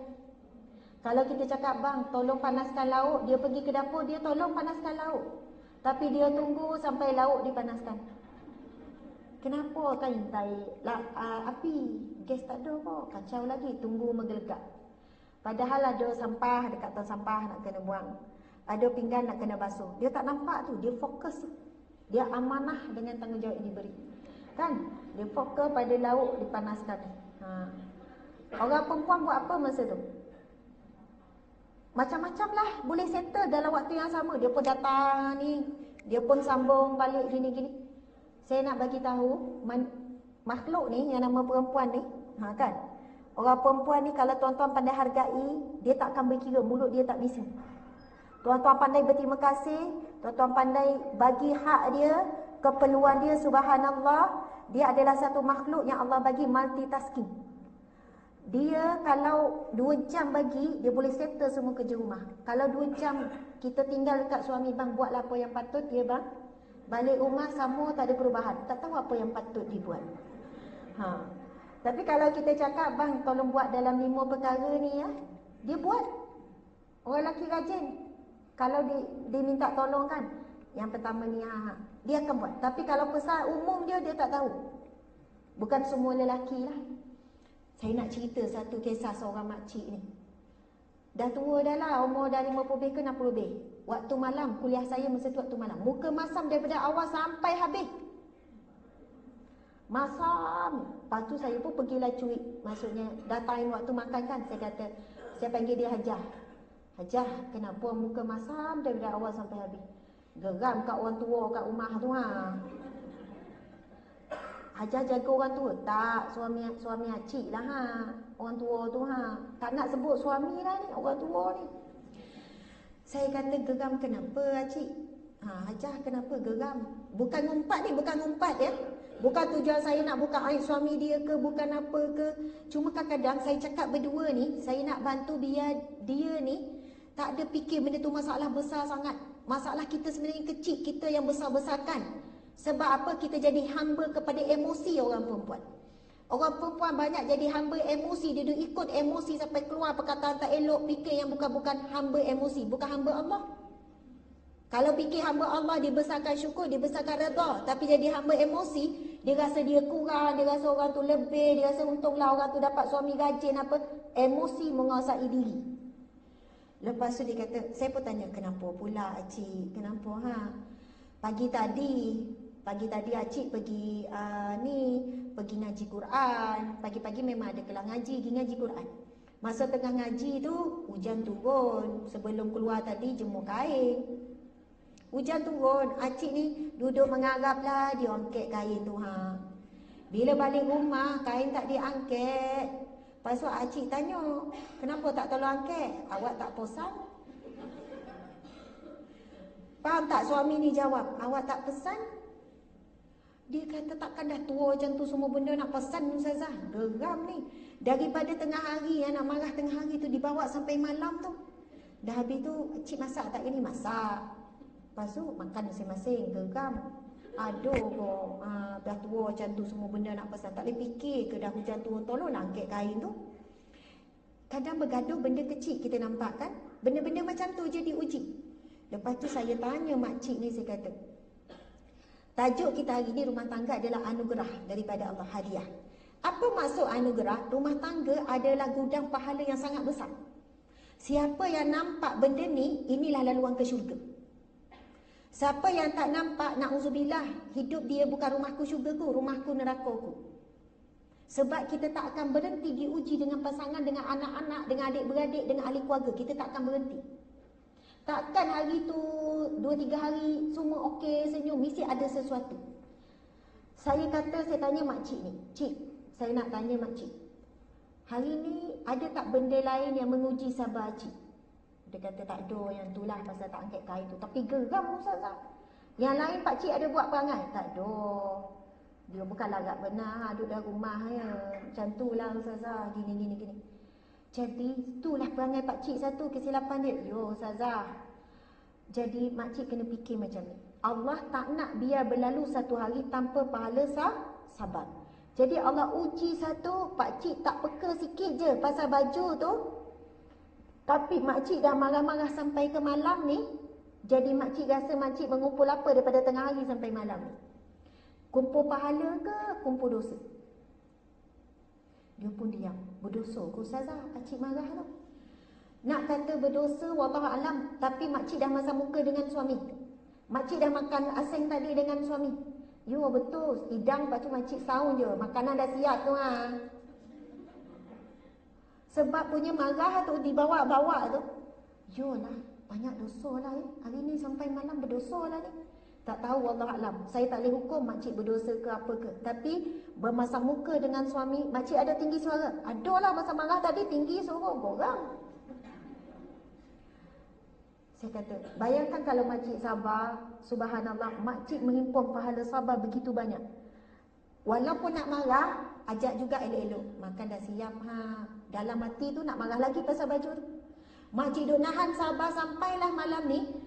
Berapa jam? 5 jam, 6 jam. Makcik akan mengimpun pahala sabar. Sampailah sejuk sendiri. Sampai dah hilang, dah lupa. Masya Allah. Jadi hari-hari benda tu je sebenarnya cerita kita. Syukur, redha, sabar. Sabar, redha tu sama. Sama ada nak syukur ataupun nak sabar. Syukur bila dapat nikmat, sabar bila dapat ujian. Kalau hidup kita berpusing dua ni je, Nabi sebut alangkah peliknya orang mukmin itu. Apabila diberi ujian lalu dia sabar, itu kebaikan baginya, syurga baginya. Dan apabila diberi nikmat lalu dia syukur kepada Allah, itu baik baginya, syurga baginya. Subhanallah. Okey. Jadi insya-Allah walaupun kita ni memang Allah bagi kita kelebihan ni, tapi jangan sebab kita ni boleh buat kerja banyak menyebabkan mulut kita ringan. Awak ni saya buat macam-macam gini, awak buat satu benda je ini. Jangan sebab kelebihan Allah bagi ni. Dan orang lelaki jangan disebabkan kelebihan yang ada, ambil kesempatan ke atas kelebihan isteri yang rajin ni. Nak masuk syurga berjemaah, buat kerja rumah berjemaah. Betul kan? Sama-sama. Okey. Sekarang ni dah lebih kurang setengah jam, saya nak share tip-tip saja. Minta maaf ni, muhasabah sikit, bab telefon ni jangan jadi sampai macam ni lah. Boleh bagi ke anak sekali-sekala. Saya pun bagi anak saya sekali-sekala, ada dia tengok cerita yang kecil-kecil tu kan. Tapi jangan biarkan dia ketagih ataupun kita yang ketagih. Tengok ni, kesian gambar ni. Betapa baiknya jika aku jadi handphone ayah bonda. Sebab dia tengok mak ayah dia sekarang banyak pegang telefon. Dah lama tak sentuh, tak peluk ni. Kalau dia ambil telefon kena marah. Lagi kalau telefon tu jatuh, akhirnya dia kena pukul, hati dia yang terhempas. Okey, tu akan jadi panjang. Okey. Ini saya tak sempat ni ni. Dia kata, "Ya Allah, ni isteri aku ke ingat hantu?" Menganga tak jaga langsung. Contoh, bila keluar kan main lawa. Pilih tudung terbaik, baju terbaik, kasut terbaik, semua terbaik. Tengok cermin 2-3 kali. Ni suami nak balik tengok cermin tak? Kita kata bang, redha lah apa yang ada. Terimalah. Tapi subhanallah, para muslimah sekalian, itulah sumber pahala yang besar bila suami kita. Sebab itu hadis Nabi kata, di antara nikmat yang paling besar kepada seorang lelaki apabila dikurniakan seorang isteri yang menyejukkan matanya bila melihat. Jadi cuba, kalau berani cuba tanya balik ni, bang, awak tengok saya sejuk ke panas? Tuan-tuan pun balik tanya isteri. Yang abang nak tanya ni, tengok abang rasa sejuk ke rasa panas? Agak-agak jawapan pasangan apa? Tuan-tuan tengok muka isteri panas ke sejuk?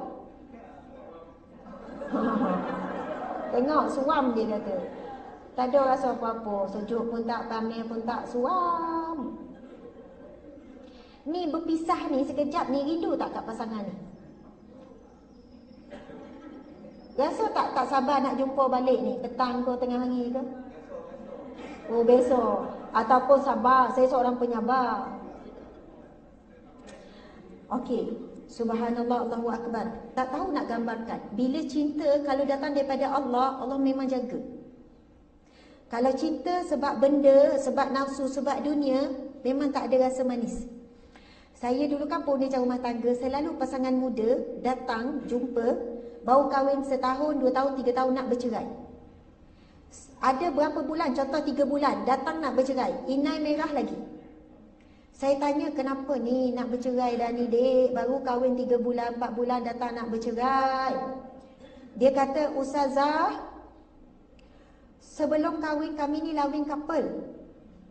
Ya, orang muda, kami bercinta dalam 3 tahun Ustazah, tapi lepas nikah, kami rasa macam serabut, bosan, asyik bergaduh, rasa tak bahagia, rasa tak seronok. Sebelum terlambat, baik kami berpisah, bawa haluan masing-masing. Mungkin kami tersilap kot kahwin ni. Saya cakap bukan 1-2 kes, banyak. Saya kata, apa maksud sebelum terlambat? Yelah, sebelum ada anak, sekarang ni saya pun tak mengandung lagi. Saya rasa okey kot, kita orang ambil, kita orang pun setuju, saya tak payah kaunseling lah. Macam tu lah. Baru kahwin 5 bulan, 6 bulan, takut hari ni. Kadar percayaan di kalangan orang muda sangat tinggi. Lepas tu saya akan tanya soalan. Baiklah, masa bercinta dulu seronok kan? Apa yang dibuat masa bercinta? Semua benda buat Ustazah. Apa yang tak dibuat? Pegang tangan, peluk, semua benda buat. Macam suami isteri. Alah, lagipun masa tu kan kita pun memang nak kahwin. Okey lah kan, settle lah tu. Dahsyat sangat, dahsyat sangat. Saya sebelum ni penceramah kursus kahwin, sekarang tak sempat nak terima ceramah kursus kahwin. Saya akan cerita benda ni, ramai peserta kursus kahwin akan mesej saya balik. Saya kata kalau siapa ada nak tanya soalan apa, saya tak bagi nombor telefon, saya kata melalui FB. Dan ramai buat pengakuan, kami sebenarnya dah berzina banyak kali, dah jadi biasa. Ramai pasangan bercinta, bertunang, mereka sebenarnya dah terlanjur. Bukan sikit. Ibu bapa tak tahu. Ibu bapa lagilah. Sebab dah bertunang, alah dia nak kenal. Alah bang, dia bukan buat apa, pergi ukur baju. Alah dia orang nak bincang pasal kad. Kadang kita tak tahu, ibu bapa tak tahu, dia orang jumpa. Ya Allah, penguatkuasa tahu. Penguatkuasa tahu. Hotel, banyak hotel sekarang, dia bukan charge 1 hari. Hotel-hotel yang murah, rumah tumpangan tu, dia charge per jam. Nak sewa, nak masuk, nak check in 2 jam boleh. Nak check in 1 jam harga lain, 2 jam harga lain. Ni. Sebab kau kena bayar 1 hari mahal. Benda ni sangat mudah berlaku. Bila dia buat pengakuan, saya kata, tahu tak sebab apa? Hilang kemanisan lepas nikah. Kenapa lepas nikah, sebelum kahwin lawing couple, rindu-rinduan, pegang, rasa seronok? Sebab masa tu cinta yang dibina bukan datang daripada Allah, datang daripada syaitan, datang daripada nafsu. Mula-mula saya tanya, mula pegang tangan dulu rasa macam mana? Rasa karen, seronok. Pegang pula tangan kiri 1 hari tak cebok. Halah kali pertama pegang tangan awet, ui, terkenang-kenang, tak sabar nak pegang besok ni. Umpamanya begitulah. Lepas tu saya tanya, kali ke-50, kali ke-100, pegang tangan rasa apa? Tak rasa apa dah, rimas lah dia kata. Sebab apa? Yang buat rasa syok, rasa seronok tu, syaitan. Tapi bila akad nikah, dah halal dah pasangan, Pegang tangan tak rasa nikmat, apa semua tak rasa nikmat. Sebab apa? Sebab kamu telah meneguk nikmat cinta ketika waktu haram. Akhirnya selepas halal, lepas akad nikah, Allah haramkan untuk menikmati rasa cinta daripada Allah. Tapi bagi pasangan yang jaga sebelum nikah, jaga batasan, jaga. Nak pegang haram, nak peluk haram, nak cakap benda ngarut haram, tunggu dulu lepas kahwin. Orang muda hari ni saya minta maaf, ibu-ibu anak kita yang dah bertunang, tolonglah cek telefon dia. Ibu-ibu yang bawa pada saya terkejut, Ustazah saya tak sangka rupanya dia orang ni selalu check in hotel. Puan bagi dia orang keluar berdua. Yelah, anak saya sekolah agama, takkan saya tak percaya. Budak lelaki tu baik, Ustazah, saya tak sangka macam ni. Dia orang jawab apa lagi pun, kami kan nak kahwin, nanti kami bertaubat lah. Lepas tu, bila saya tengok mesej tu mengarut-ngarut, tengah malam, mak bagi mesej ni, tunjuk mesej anak, dia terkejut mesej anak macam ni. Awak buat apa? Saya tak buat apa-apa. Awak pakai apa? Saya tak pakai apa-apa. Contoh. Lepas tu mula share gambar tanpa pakaian apa semua. Walaupun kat luar pakai tudung elok, tutup aurat. Sebab tengah malam, duduk sesuai ada bilik, siapa yang boleh halang? Saya nak tanya. Tak ada siapa boleh halang, kecuali iman dia je. Tapi hari ni ibu bapa sangat manjakan, sangat percaya pada anak. Sebab anak dah besar. Anak tu memang baik, lembut, semayang tak tinggal apa semua. Tapi bukan kata tak boleh percaya pada anak, boleh. Tapi sebagai ibu bapa kena berhati-hati, kena berjaga-jaga, kena tolong anak kita. Sebab dia pun tak kuat untuk menghadapi godaan. Dah panggil semua sayang, ayang, mama, papa, padahal tak kahwin lagi. Atuk nenek dia tak panggil pula. Panggil baba dah, walaupun tak nikah lagi.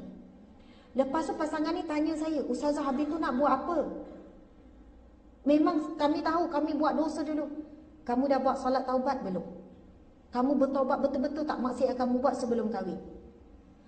Tak adalah Ustazah. Lepas tu dia orang tanya, macam mana nak solat taubat? Saya ajarlah masa tu. Semayang jaga tak? Tak berapa jaga Ustazah. Orang yang berzina kebanyakannya tak jaga solat. Memang jarang sangatlah jaga solat.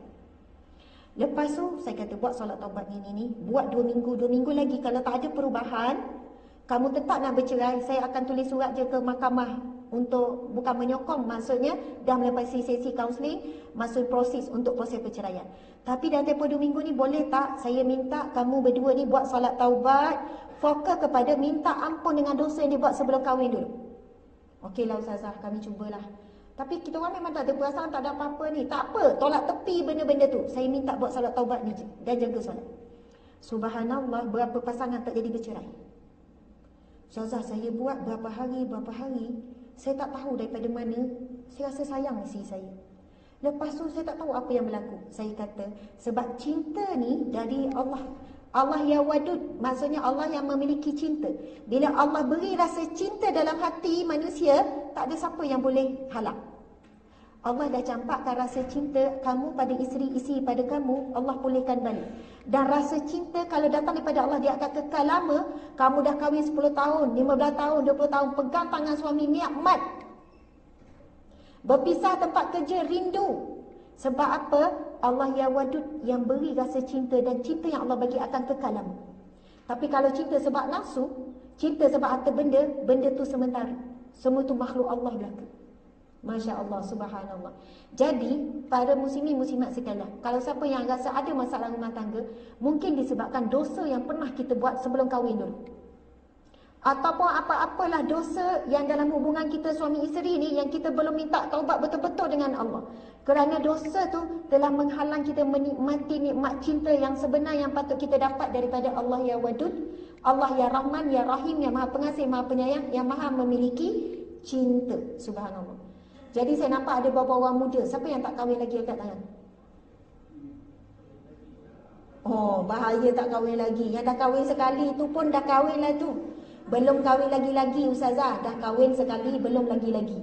Yang tu tak ada. Saya nak tanya, siapa yang bujang belum kahwin lagi angkat tangan? Ui, ramai juga ya, subhanallah. Dia nak minta gak separuh. Tuan ni dah nikah ni kan? Encik, ada. Ni betul, saya nampak orang muda ni mungkin baru masuk kerja.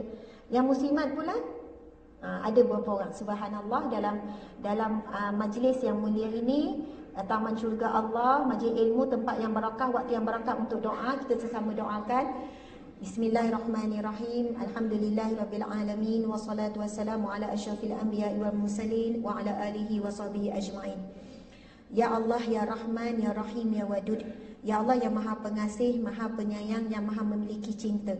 Berikanlah kepada kami kasih sayang dan cinta yang sebenar daripada-Mu, Ya Allah.